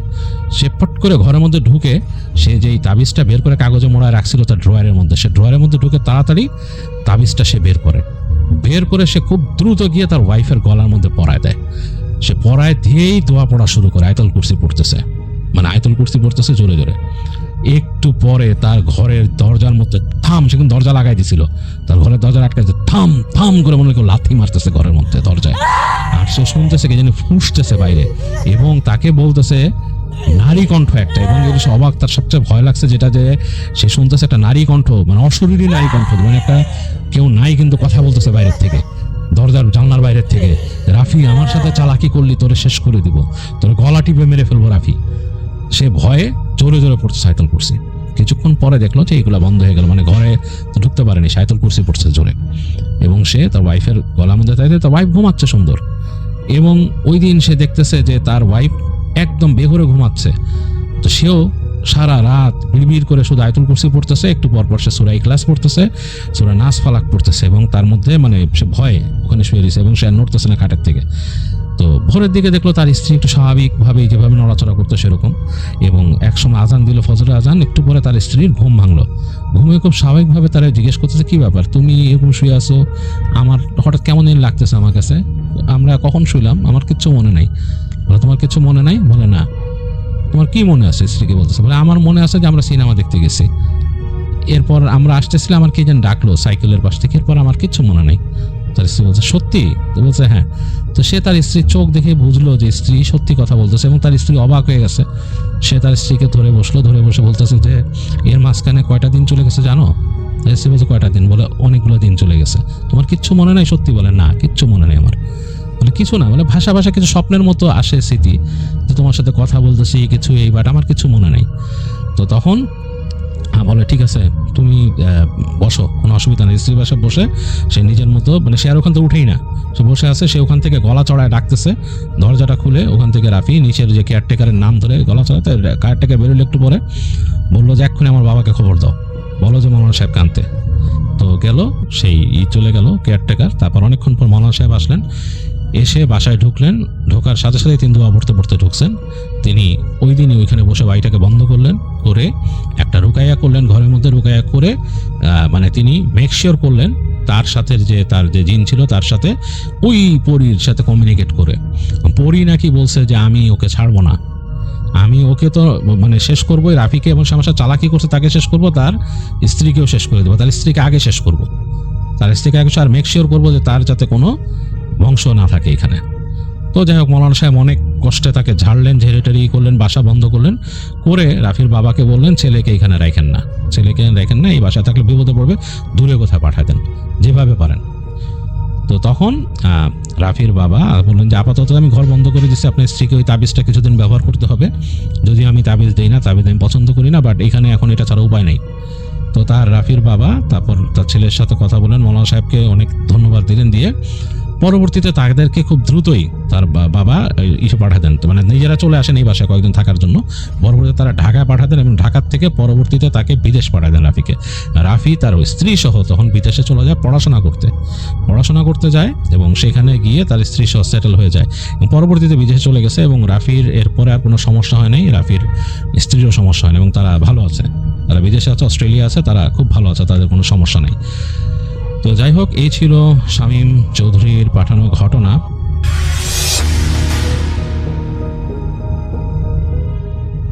ঘটনাটি আপনাদের সাথে শেয়ার করব। এই ঘটনাটি আমাদেরকে যিনি পাঠিয়েছেন উনি একজন রেমিটেন্স যোদ্ধা ভাই, ওনার নাম মোহাম্মদ বিজয়। উনি বর্তমানে সংযুক্ত আরব আমিরাতে রয়েছেন, একটি মসজিদের খাদেম হিসাবে দায়িত্ব পালন করছেন। ওনার দেশের বাড়ি কিশোরগঞ্জ জেলার পাকুন্দিয়া উপজেলার দরগা বাজার এলাকায়। ঘটনাটি উনি শুনেছিলেন 2008 কি 9 সালের দিকে। এই ঘটনাটি যে উনি আসলে কেউ ওনাকে বলেছে এভাবে শুনেছেন, বিষয়টা এরকম না। উনি ওনার দাদির সাথে ঘুমাতেন। 2008-9 সালের দিকে ওনার বয়স ছিল এরকমই 8-9 বছর এরকম আর কি, ওনার বয়স আর কি। দাদির সাথে ঘুমাতেন। দাদির ওই সময় বয়স ছিল 70-এর কাছাকাছি, ওই সময়ের কথা বলছি আর কি। তো দাদি উনি একজন আধ্যাত্মিক টাইপের মহিলা আর কি। উনি বেশ পীর ভক্ত একজন মানুষ, আধ্যাত্মিকতা ওনাকে খুব বেশি করে টানে, ছোটবেলা থেকেই ওনাকে টানে এটা। ওনার কাছে ওনার অনেক পরিচিত লোকজন আসতেন, ওনার সাথে গল্প করতেন, মজা করতেন। ওনার সাথে ওনার অনেক বান্ধবীরাও দূর দূরান্ত থেকে দেখা করতে আসতেন। আর যখন আসতেন দাদির জন্য কিছু উপঢৌকনও নিয়ে আসতেন। দাদি অনেকের সাথে যখন গল্প করতেন তখন এই বিজয় ভাই শুনতেন। একবার হয় কি, একজন ভদ্র মহিলা আসছেন, উনি ওনাদের এলাকারই আর কি, খুব পরিচিত আর কি দাদির সাথে, দাদির খুব কাছের একজন মানুষ। গল্প করছেন।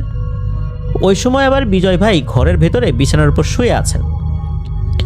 উনি শুনছেন যে কি হচ্ছে, কি গল্প করছে। তো ওই ভদ্র মহিলা দাদিকে বলছেন যে ও বুঝি আমার কোমরে না প্রচণ্ড ব্যথা, এত ব্যথা আমি কাজ কাম তো করতেই পারি না, বিছানায় একবার শুলে উঠতে পারি না, এপাশ ওপাশ করতে পারি না, অনেক ধরনের জরুরি কাজকর্ম আমার বন্ধ হয়ে যাওয়ার উপক্রম হয়েছে। এই ব্যথার কি সমাধান করা যায়? তুমি তো এরকম কাজ অনেক করছো, আমার একটা সমাধান করে দাও না। এই কথা শোনার পর দাদি একটি বিষয় বলেন, আর সেটি মূলত এই বিজয় ভাই শুনেছিলেন। দাদি গল্প করেন যে ওনার বয়স যখন 40-এর কাছাকাছি তখন একটি ঘটনা ঘটেছিল। দাদি ওই সময়ে উনি কয়েকটা কাজ করতেন। সেটা হচ্ছে যে ওনার আর একজন বান্ধবী ছিল যার নাম হচ্ছে রহিমা। তো এই রহিমা কি করতেন, বিভিন্ন মানুষদের বিভিন্ন যে সমস্যা থাকে, বিশেষ করে অসুখ বিসুখ, এই যে কোমরে ব্যথা, ঘাড়ে ব্যথা, পায়ে ব্যথা, বাতের ব্যথা বা এই টাইপের আরও যে সমস্ত সমস্যাগুলো আছে, এই সমস্যাগুলো উনি শুনতেন আর সেটা সমাধানের জন্য একটা কাজ করতেন। আর সেই কাজে দাদিও সহযোগী হতেন, দাদি নিজেও করতেন। সেটা হচ্ছে যে এই ধরনের রোগীদের কাছ থেকে টাকা পয়সা নিতেন, নেয়ার পর এটা সমাধানের জন্য শক্তিশালী কিছু জিনদেরকে ভোগ দিতেন। ওনারা জিন সাধনা করতেন না, কিন্তু জিনেদেরকে ভোগ দিতেন। এই ভোগ দেওয়ার নির্দিষ্ট পদ্ধতি ছিল। অনেকগুলো মোমবাতি, তারপর মাটির হাঁড়ির মধ্যে মিষ্টি, আর কিছু দোয়া দুরুদ আছে। এটা আসলে দোয়া দুরুদও বলা যাবে না, এটা এক ধরনের বিশেষ রিচুয়াল আর কি, সেটা পালন করতে হতো। এই জিনিসটা ওই যে রহিমা দাদি যিনি, উনিও করতেন। আবার যখন উনি কোনো কারণে পারতেন না, সবসময় একজন মহিলা মানুষ রাতের বেলা কোনো একটা জায়গায় গিয়ে এই জিনদেরকে ভোগ দিতে যাবেন, এটাও তো পসিবল হয় না, তখন দাদিকে দিতেন। অনেক সময় বাড়িতে গেস্ট আসতো, এক একজনের বাসায় তো এক এক ধরনের সমস্যা লেগেই থাকে, তো ওইভাবে নিজেরা মেনটেন করতেন আর কি। দাদি পারলে দাদি যেতেন, না পারলে ওই রহিমা দাদি যেতেন। এভাবে দুজন মিলেই এই কাজগুলো করতেন। এই কাজগুলো করার সময় ওনারা একটা বিশেষ জায়গায় যেতেন। ওনাদের বাড়ি থেকে কিছুটা দূরে একটা বিল রয়েছে, বেশ বড় বিল, সেটা এখনও আছে। তো ওই বিলের একটা জায়গায় অনেক আগে থেকেই একটা বড় একটা গর্তের মতো ছিল, সেখানে একটা উঁচু ঢিবির মতো আছে আবার সাইডে। ওই উঁচু ঢিবির উপর বসে ওনারা নির্দিষ্ট রিচুয়ালটা করতেন। তখন পানির ভেতর থেকে নাকি কোনো একটা জিন উঠে আসতো, সে এসে ওই মিষ্টিগুলো নিত, কী জন্য আসছে সেটা জিজ্ঞেস করতো, আর সেই সমাধানের পদ্ধতি সেটা বাতলে দিত, অথবা সেই জিনটা নিজেই সমাধান করে দিত। অনেক মানুষ ভালো হয়েছে। এই কাজগুলো এই যে রহিমা দাদি আর বিজয় ভাইয়ের দাদি, ওনার নাম হলো কমলা, এই কমলা দাদি, এই দুজন মিলেই করতেন। সব কাজ পরামর্শ করেই করতেন আর কি। তো একজন মহিলা এরকম আসছে, তার প্রচণ্ড কোমরে ব্যথা, এমন কোমরে ব্যথা তার চলাই দায়। যখন এই কমলা দাদির কাছে আসছেন ওই মহিলা, তখন কমলা দি বলেছে, ঠিক আছে, এটা সমাধান হবে, তুমি চলে যাও আর এই এই জিনিসগুলো এনে দাও। ওই মাটির হাঁড়ি, মিষ্টি আর অনেকগুলো মোমবাতি, 10-12টা না, আরও বেশি। ওই মহিলা সেগুলো এনে দেয়। এরপর দাদি বলেন, ঠিক আছে, তুমি চলে যাও, বাকিটা আমি দেখব। গভীর রাতের বেলা দাদি একা একা চলে গিয়েছেন ওনার বাড়ি থেকে কিছুটা দূরে, সেই জায়গায়, বিলের সেই জায়গাটাতে যেখানে ঢিবির মতো আছে, সেখানে উনি বসে ওই রিচুয়ালটা করবেন। আর উনি যখন ওই বিষয়টা করবেন, এটা কিন্তু আবার ওই রহিমা দাদিকে বলে গিয়েছেন যে আমি তো আজকে একটা কাজে যাব। ওই রহিমা দাদিকে দিতে চেয়েছিলেন কাজটা, কিন্তু রহিমা দাদি বললেন যে ওনার বাড়িতে নাকি মেহমান এসেছে, উনি যেতে পারবেন না। এই কারণে দাদি সেখানে গেলেন। দাদি তো এর আগেও অনেকবার গিয়েছেন, কখনো কোনো সমস্যা হয়নি।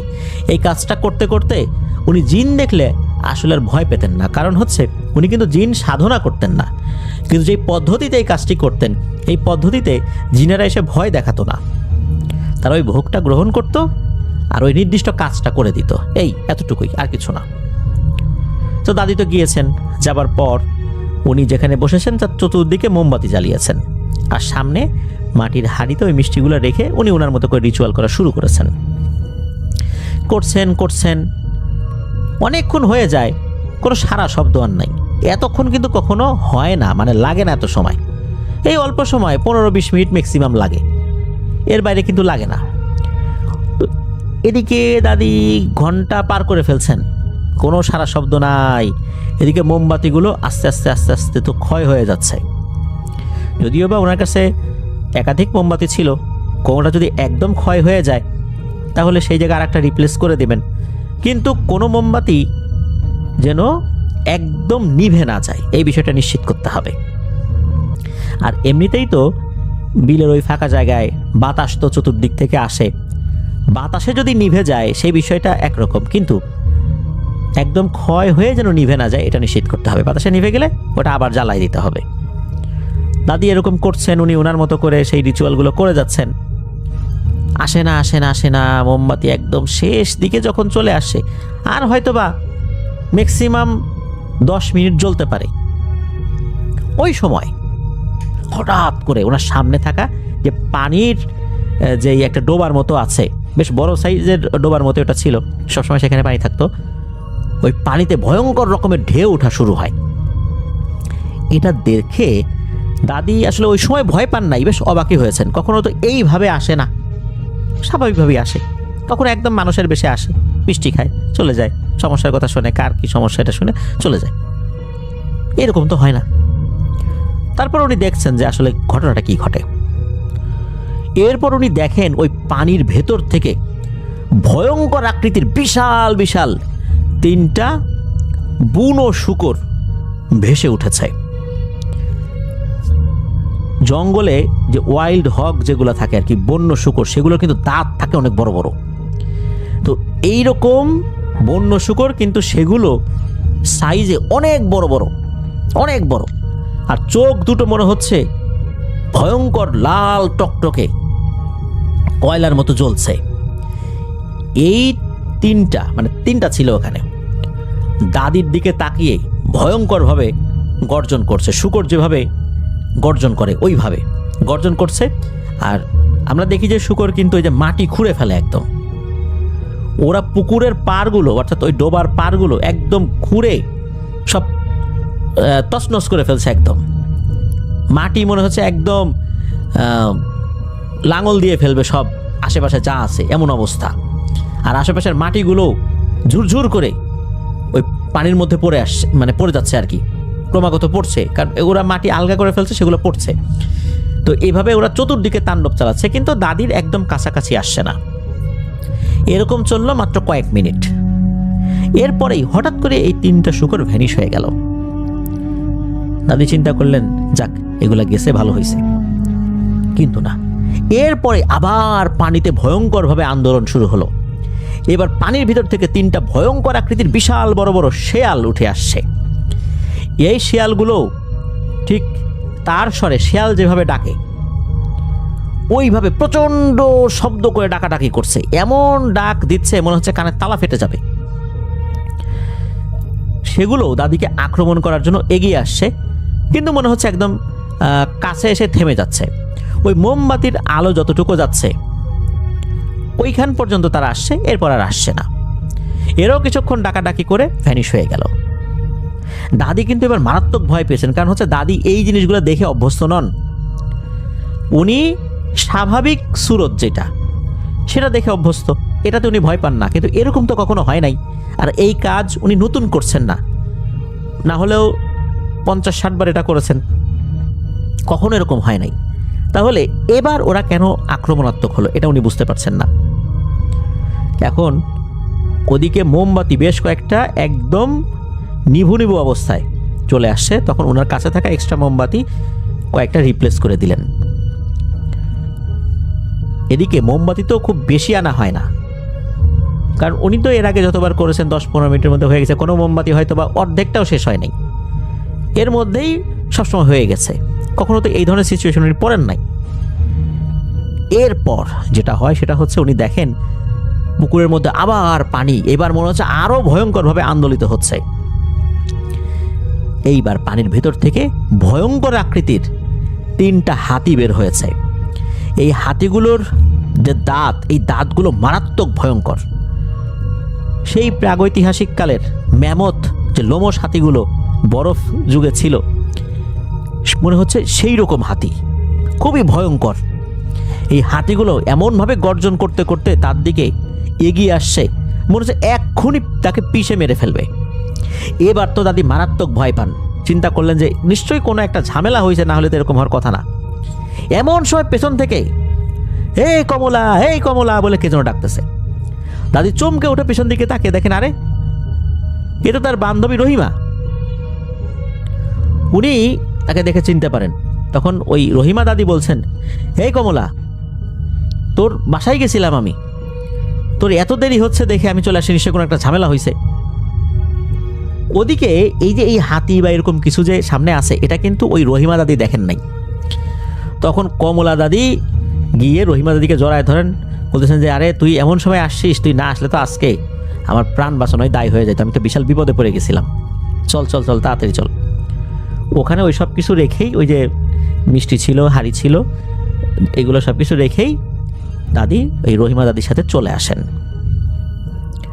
আসলে ওরা যে কেন এত আক্রমণাত্মক হয়েছিল এটা দাদি জানতে পারেন নাই। তবে এই ঘটনার পর দাদি কখনোই আর এই কাজ করেননি। এই কাজ ওই রহিমা দাদিও ছেড়ে দেন, কমলা দাদিও ছেড়ে দেন। বুঝতে পেরেছিলেন যে এই কাজটা ওনাদের জন্য আসলে ভালো হচ্ছে না, কেননা এটা করার মাধ্যমে মানুষ উপকৃত হচ্ছে, এটা সত্য। বিনিময়ে তো ওনারা কিছু উপঢৌকনও নিচ্ছেন, যে যার সাধ্য অনুযায়ী দেয়। হতে পারে যে জিনেরা এই বিষয়টা ভালোভাবে নেয়নি, এই জন্য তারা ক্ষিপ্ত হয়েছিল। এইবার আর তারা এই কাজগুলো করতে চায় নাই। আর ওনারা তো সাধনা করে এগুলোকে নিয়ে আসেন নাই, এগুলো একটা নির্দিষ্ট পদ্ধতিতে ডাকতেন, ওরা ওই ভোগ খেয়ে যেত, তারা ওই কাজটা করে দিত। এরপর দাদি আর এই কাজটা করেন নাই। যখন ওই যে মহিলাটা এসে তার কোমর ব্যথার কথা বললেন, দাদি এই ঘটনার শুনিয়ে দিয়েছিলেন যে আমি তো এরপর থেকে এত বছর কখনো এই কাজটা করি নাই, সুতরাং এগুলো এখন আর পারবো না, আমি এগুলো আর করি না। এই ঘটনাটা শুনেছিলেন বিজয় ভাই। আর দাদি উনি এতটা সাহসী একজন মানুষ। সাধারণত এই যে ভোগ দেয়া এই জিনিসগুলো কিন্তু পুরুষ সদস্যরা অধিকাংশ ক্ষেত্রেই করে থাকেন, কিন্তু দাদি একজন নারী হয়েও এমন সাহসী ছিলেন, এটা আসলেই একটা ব্যতিক্রমী জিনিস আমি বলবো। বিজয় ভাই জানিয়েছেন যে দাদি কিন্তু এখনও জীবিত আছেন, মানে যেহেতু বয়স হয়ে গেছে, কিছুটা তো অসুস্থতা তার ভিতরে আসবেই, সেই ধরনের বার্ধক্যজনিত কিছু সমস্যা তার মধ্যে আছে। মাঝে নাকি ওনার একবার ক্যান্সার ধরা পড়েছিল, ডক্টর ওনাকে থেরাপি নেওয়ার পরামর্শ দিয়েছিলেন, কিন্তু দাদি সেটাতে রাজি হন নাই। দাদি বিশেষ এক ধরনের হোমিওপ্যাথি ওষুধ খেয়েছিলেন। আল্লাহর অশেষ রহমতে দাদি পরিপূর্ণভাবে সুস্থ হয়ে গেছেন, তার শরীরে এখন কোনো ক্যান্সার নাই, একদম সুস্থ, অর্থাৎ ক্যান্সার থেকে উনি সুস্থ। দাদি এখনও বিভিন্ন ওয়াজ মাহফিল এগুলোতে অ্যাটেন্ড করেন, এগুলো শুনতে তার খুব ভালো লাগে। আর বিজয় ভাই দাদির জন্য দোয়া চেয়েছেন, আমরা তার জন্য দোয়া করি, আল্লাহ তাআলা তার ভুল ত্রুটিগুলো ক্ষমা করুন। কারণ আসলে এই ভোগ দেওয়ার এই ব্যাপারগুলো, এগুলো তো আসলে ভালো কাজ না। তবে উনি যেহেতু ওই কাজ থেকে ফেরত এসেছেন, উনি এই আধ্যাত্মিক আলোচনাগুলো শুনতে খুব পছন্দ করেন। ধন্যবাদ জানাচ্ছি বিজয় ভাইকে।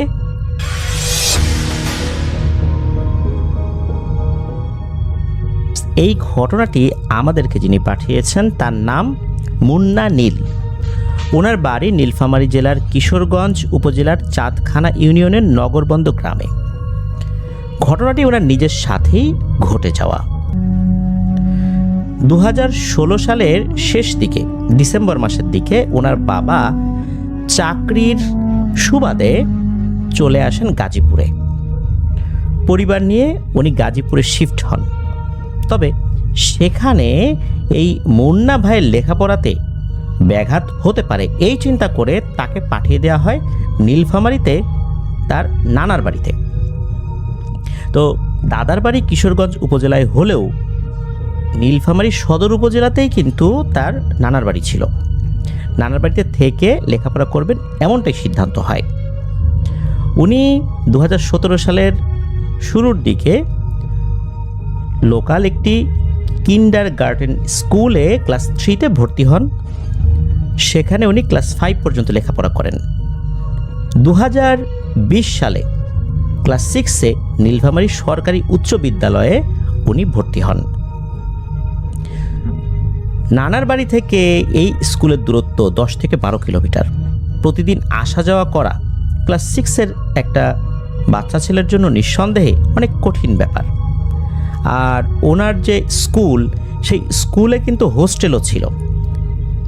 স্কুলটা প্রতিষ্ঠিত হয় অনেক আগে, ব্রিটিশ পিরিয়ডে, কিন্তু এই যে হোস্টেলটা প্রতিষ্ঠিত হয়েছিল 2001 সালে। 4 তলা বিশিষ্ট একটা হোস্টেল। ওই হোস্টেলে সবাই সিট পেত না, শুধু যাদের বাড়ি দূরে তাদেরকেই সেখানে অ্যালাউ করা হতো। তো ওনার যেই রুম, এই রুমটা ছিল 3 তলাতে। তৃতীয় তলার 2 নাম্বার রুমে ওনাকে থাকতে দেওয়া হয়। লেখাপড়া চলছে, সব কিছুই ঠিকঠাক, আল্লাহর রহমতে কোনো সমস্যা নাই। এভাবে কিন্তু উনি ক্লাস 6, 7, 8, 9, 10-এ উঠেছেন। আর ঘটনাটি ঘটে মূলত 2025 সালের 18ই রমজানে। সেখান থেকেই শুরু, অর্থাৎ এই 2025 সালের রমজান মাসের ঘটনা এটা। উনি কিন্তু ছোটবেলা থেকেই ক্রিকেট খেলার প্রতি ব্যাপক একটা নেশা তৈরি করেছিলেন, আগ্রহের একটা জায়গা তৈরি করেছিলেন। খেলতে পারতেনও ভালো, তবে উনি মূলত উইকেট কিপারের দায়িত্বে থাকতেন।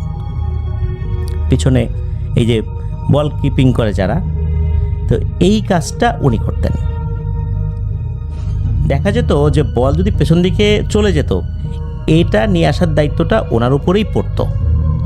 বিভিন্ন সময় তো খেলাধুলা করেছেন, এক একজন এক এক রকমভাবে বলটা ব্যাট দিয়ে হিট করে, এক এক জায়গায় যায়, ফিল্ডাররা নিয়ে আসে। ওনাকে কিন্তু সেভাবে যেতে হতো না, হ্যাঁ যেতে হতো, মাঝে মাঝে যেতে হতো। এই যে এতদিন ধরে খেলছেন, তেমন কোনো সমস্যা কিন্তু হয়নি। তো ওনাদের যে হোস্টেলটা, এই হোস্টেল পেছন সাইডে আসলে কেউ যেতে চাইতো না, নর্মালি কারো যাওয়ার প্রয়োজনও হতো না।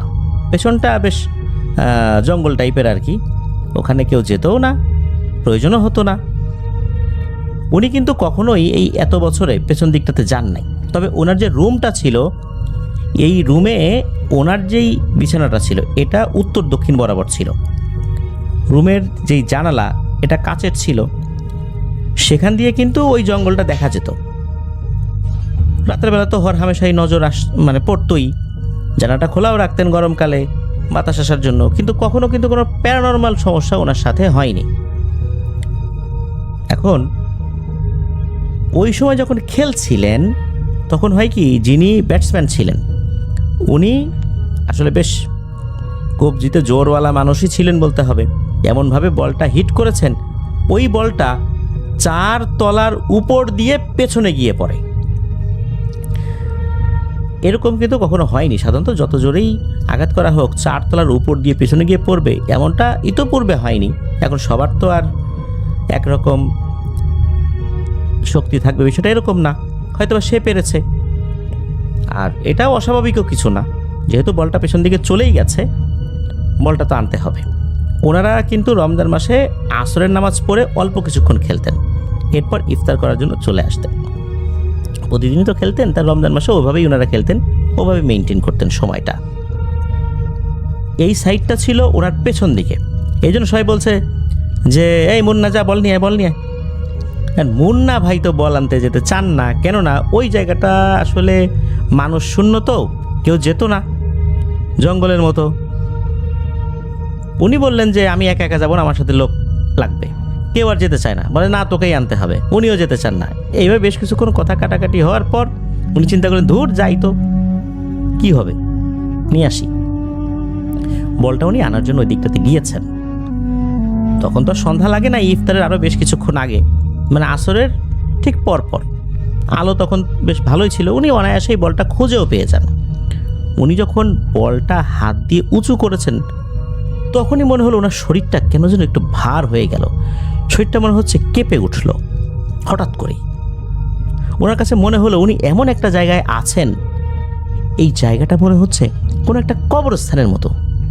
উঁচু উঁচু জায়গা মনে হচ্ছে আশেপাশে রয়েছে। আসলে বিষয়টা তো এরকম না। এই জায়গা তো উনি জানালা দিয়ে সবসময় দেখেন। হঠাৎ করে ওনার কাছে এমনটা মনে হয়। উনি দ্রুত ওখান থেকে চলে আসেন, আবার খেলা শুরু করেন। কিছু সময় খেলার পর ওনারা ইফতার করার জন্য আবার হোস্টেলে চলে যান। ইফতার করেন, মাগরিবের নামাজ পড়েন, এরপরে কিছুক্ষণ লেখাপড়া করেন, আবার এশার নামাজ, তারাবি এটার জন্য চলে যান।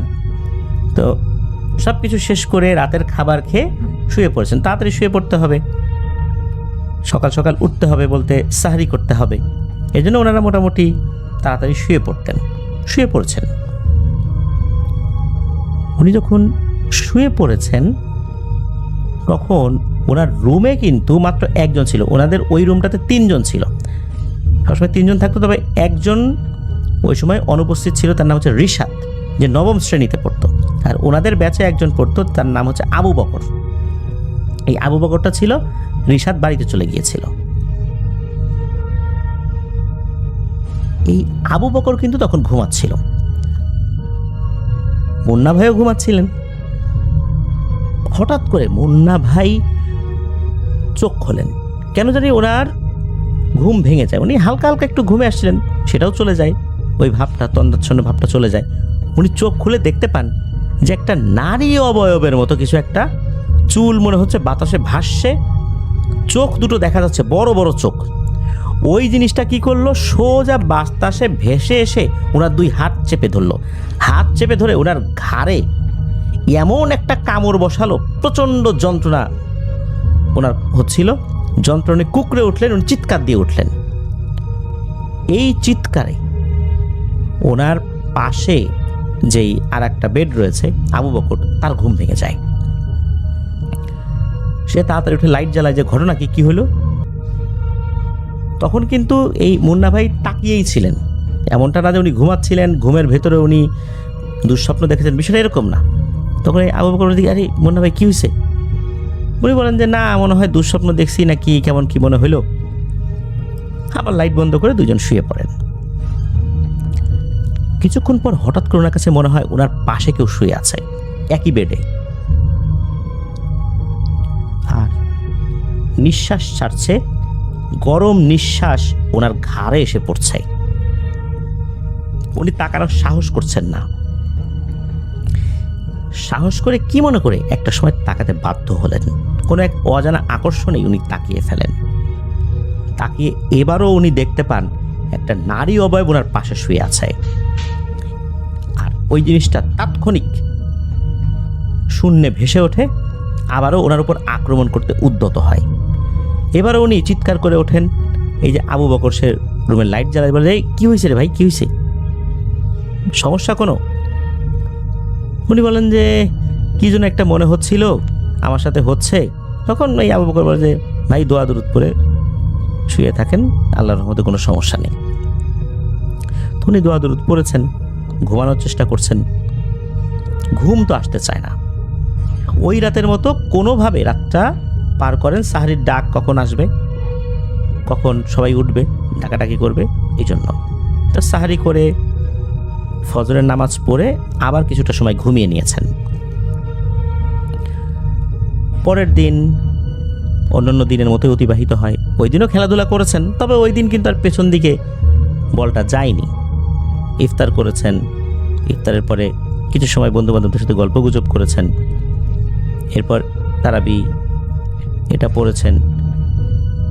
রাতের বেলা খাবার খেয়ে যখন ঘুমাতে গিয়েছেন, তখন বাধে এক বিপত্তি। যখন রুমের লাইট বন্ধ, আবু বকর শুয়ে আছে, ওনারও হালকা হালকা ঘুম আসছে, পুরোপুরি ঘুম তখনও আসেনি। হঠাৎ করে উনি দেখেন যে ওনার রুমের মধ্যে 4 থেকে 5টা অবয়ব, মনে হচ্ছে এগুলো বোরখা টাইপের কোনো কিছু পরা, নারী অবয়ব এটা বোঝা যাচ্ছে, এবং হাতে ধারালো ছুরি জাতীয় কোনো জিনিস আছে। এই জিনিসগুলো তার সামনে ভাসছে।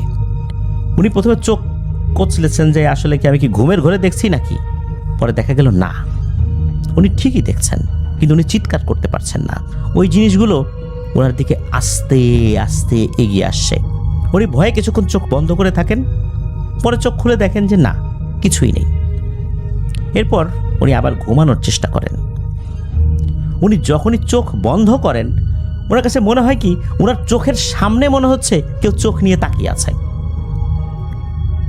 উনি যখন চোখ খোলেন, উনি দেখেন যে আসলেই তাই। ওনার চোখের কাছাকাছি মনে হচ্ছে কেউ একজন তার 2 চোখ খোলা রেখে তার দিকে তাকিয়ে আছে।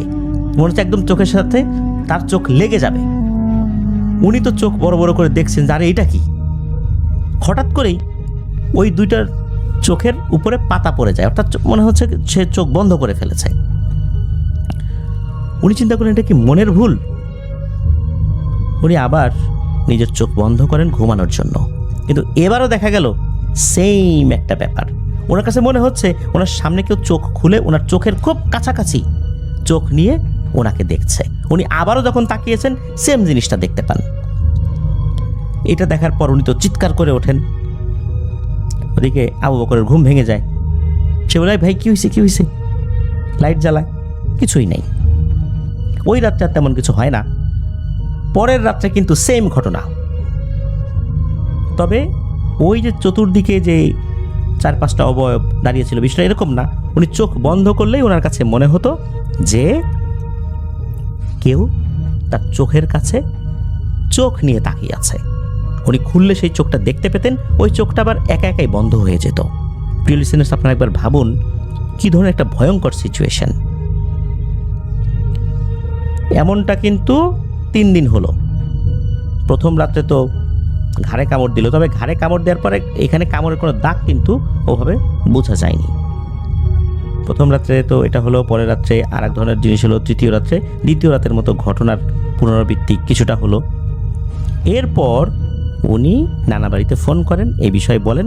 তখন নানা বাড়ি থেকে বলা হয় তুমি দ্রুত চলে আসো, এখন আপাতত থাকতে হবে না, এখানে একজন হুজুর আসে, তাকে দিয়ে একটু ট্রিটমেন্ট করাই। তো মুন্না ভাই তো চলে গিয়েছেন নানা বাড়িতে। সেই হুজুরকে ডাকা হলো, হুজুর রুকিয়া করে দিলেন, তেল পানি এগুলো পরে দিলেন, বলে দিলেন যে রাতের বেলা তেলটা মেখে আর পানিটা কিছুটা অংশ খেয়ে যেন উনি শুয়ে থাকেন। তো উনি হোস্টেলে এই কাজটি করেছেন, সমস্যা কিন্তু ওভাবে বন্ধ হচ্ছে না, ঘটনা কিন্তু চলমান রয়েছে। তো উনি যখন দেখলেন যে এটা কাজ হচ্ছে না, আবার যখন যোগাযোগ করলেন তখন নানি বললেন যে এখন তো ঈদের আর বেশি দেরি নাই, এদিকে ঈদ সামনে, হোস্টেল ছুটির নোটিশও হয়ে গেছে, আর নোটিশ হওয়ার আগেই অনেকে বাড়িতে চলে গেছে। তারা তো আর এমন না যে অনেক দূর দূরান্তে বিভিন্ন জেলাগুলোতে বাড়ি, হ্যাঁ আছে, দিনাজপুরে বাড়ি আছে কারো কারো, তবে ঢাকাতে যেরকম সারা বাংলাদেশের লোকজন আসে ওখানে তো সেটা না, অনেকেই বাড়িতে চলে গেছে আর কি, অল্প কিছু লোকজন ছিল। তো উনি চিন্তা করলেন যে হয়তোবা এই হোস্টেল কেন্দ্রিক যেহেতু ঘটনাটার সূত্রপাত, এই জন্য কোনো কাজ সেভাবে হচ্ছে না। উনি বাড়িতে চলে যান। বাড়িতে চলে যাবার পর আবার উনি যখন এই রুকিয়ার পানি তেল এই জিনিসগুলো উনি ব্যবহার করা শুরু করেন, আস্তে আস্তে এই সমস্যাটা চলে যায়। আল্লাহর রহমতে উনি পরিপূর্ণভাবে সুস্থ হয়ে যান। এরপর থেকে ওনার সাথে আর কোনো ধরনের কোনো ভয়ের ঘটনা ঘটেনি। প্রিয় লিসেনার্স,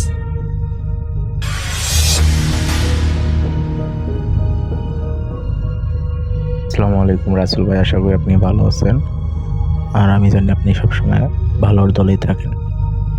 আমার নাম মোহাম্মদ রাজু মিয়া, আমার বাড়ি রংপুর বিভাগ, লালমনিরহাট জেলা, আতিতমারি থানা।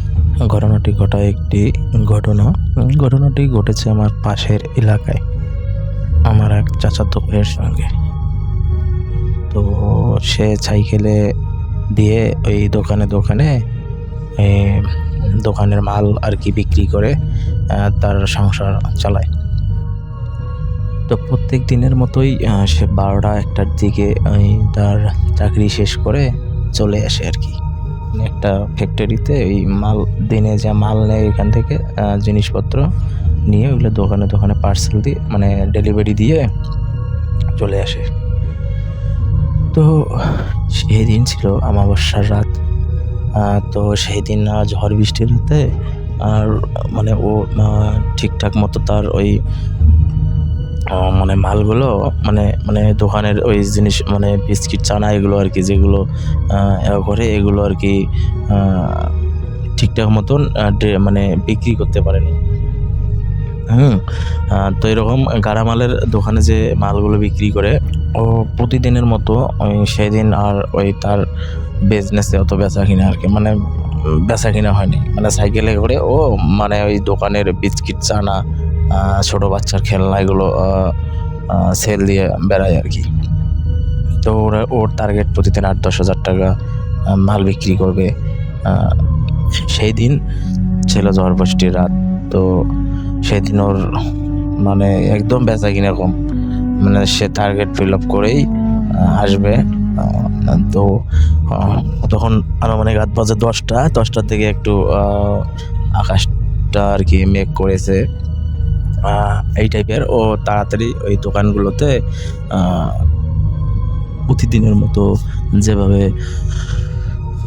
ওই মাল ডেলিভারি দেয় ওই রকম মানে শর্টকাটে নেওয়ার জন্য করতেছে। সেদিনও 2,000 টাকা থেকে 3,000 টাকার মতো বিক্রি করছে আর কি।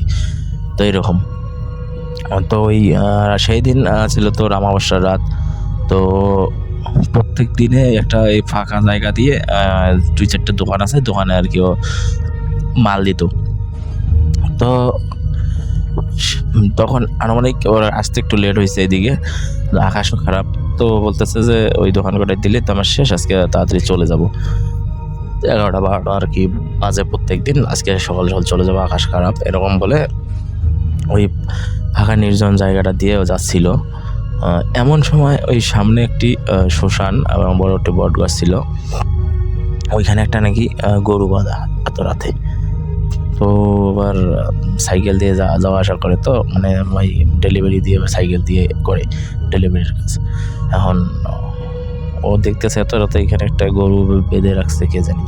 তো আবার সাইকেল থামিয়ে দেখবে না, মানে চোর মনে করে ডাঙাবে এরকম ভাবতেছে।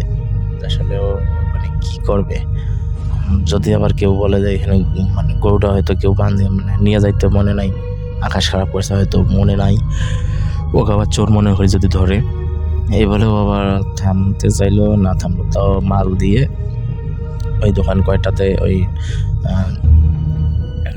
মানে দিয়ে আসলো আর কি, মাল দোকানের যে পণ্যগুলো কিনছে দোকানিরা এগুলো দিয়ে আসলো। আসার পথে ওই রাস্তার ওইখানে আবার দেখতেছে যে ওই গরুটা ওইখানেই বাঁধা আছে। তো তখন রাত বাজে 11টা 12টার দিকে, বলছে এত রাত হয়েছে তারপর গরু নিয়ে যায় নাই, না চোরে আমাকে দেখে গরুটা রেখে গেছে আর আইসে নাই, না কি অবস্থা কি বুঝতে পারতেছে।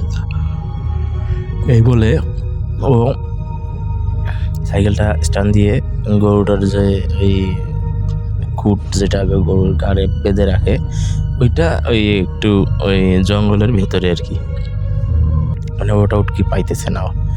গরুটা বড় লাল লম্বা একটা মানে গরু, যখন ও ওই খুঁটটা গরুর উটকাতে ওই জঙ্গলের ভেতরে মানে একটু জঙ্গল হেলে ওইটা উকড়াতে গেল, তেমনি হাতে নেওয়ার মাত্রই দেখে ওর হাতে একটা বড় সাপ, মানে দড়িটা সাপ হয়ে গেল। ওরে বাবারে কয়ে ওইখানে থেকে ফেলে দিয়ে দেখতেছে গরুটা, আর সেই গরুটা নাই, মানে গরুটার চোখ আর মানে একটা ভয়ানক আকৃতির অবয়বের মতো ভাষ্যমান অবস্থা। ওর দিকে তাকে বলছে এবার কই যাবি তুই, তোর এত লোভ, তোর লোভ আমি আজকে ছোটাবো এরকম বলে ওকে আর কি ভয় দেখাচ্ছে। তো একদম মানে শুধু অজ্ঞান হয় নাই, মানে ওর মানে একদম সেন্স সব হারিয়ে ফেলাইছে। ও কী করবে না করবে কোনো বুঝতে পারতেছে না। ও কোনো রকম দৌড় দিয়ে ওই সাইকেলের কাছে এসে ওরে বাবার বলে একদম সাইকেলটি মানে জোরে পেট্রোল মারা শুরু করলো। এইখান থেকেও কিছুটা পথ এসে সামনে আর একটা দোকান ছিল, ওইখানে এসে সব কিছু খুলে বললো। তো দোকানিরা বলতেছে ওইখানে নাকি আমাবাসা রাতে এরকম কিছু ভয়ানক জিনিস আর কি দেখা যায়। তো এই ছিল রাসেল ভাই, আমার চাচাতো ভাইয়ের শোনা আমার একটি গল্প। রাসেল ভাই ঘটনাটি ভালো লাগলে অবশ্যই শেয়ার করুন।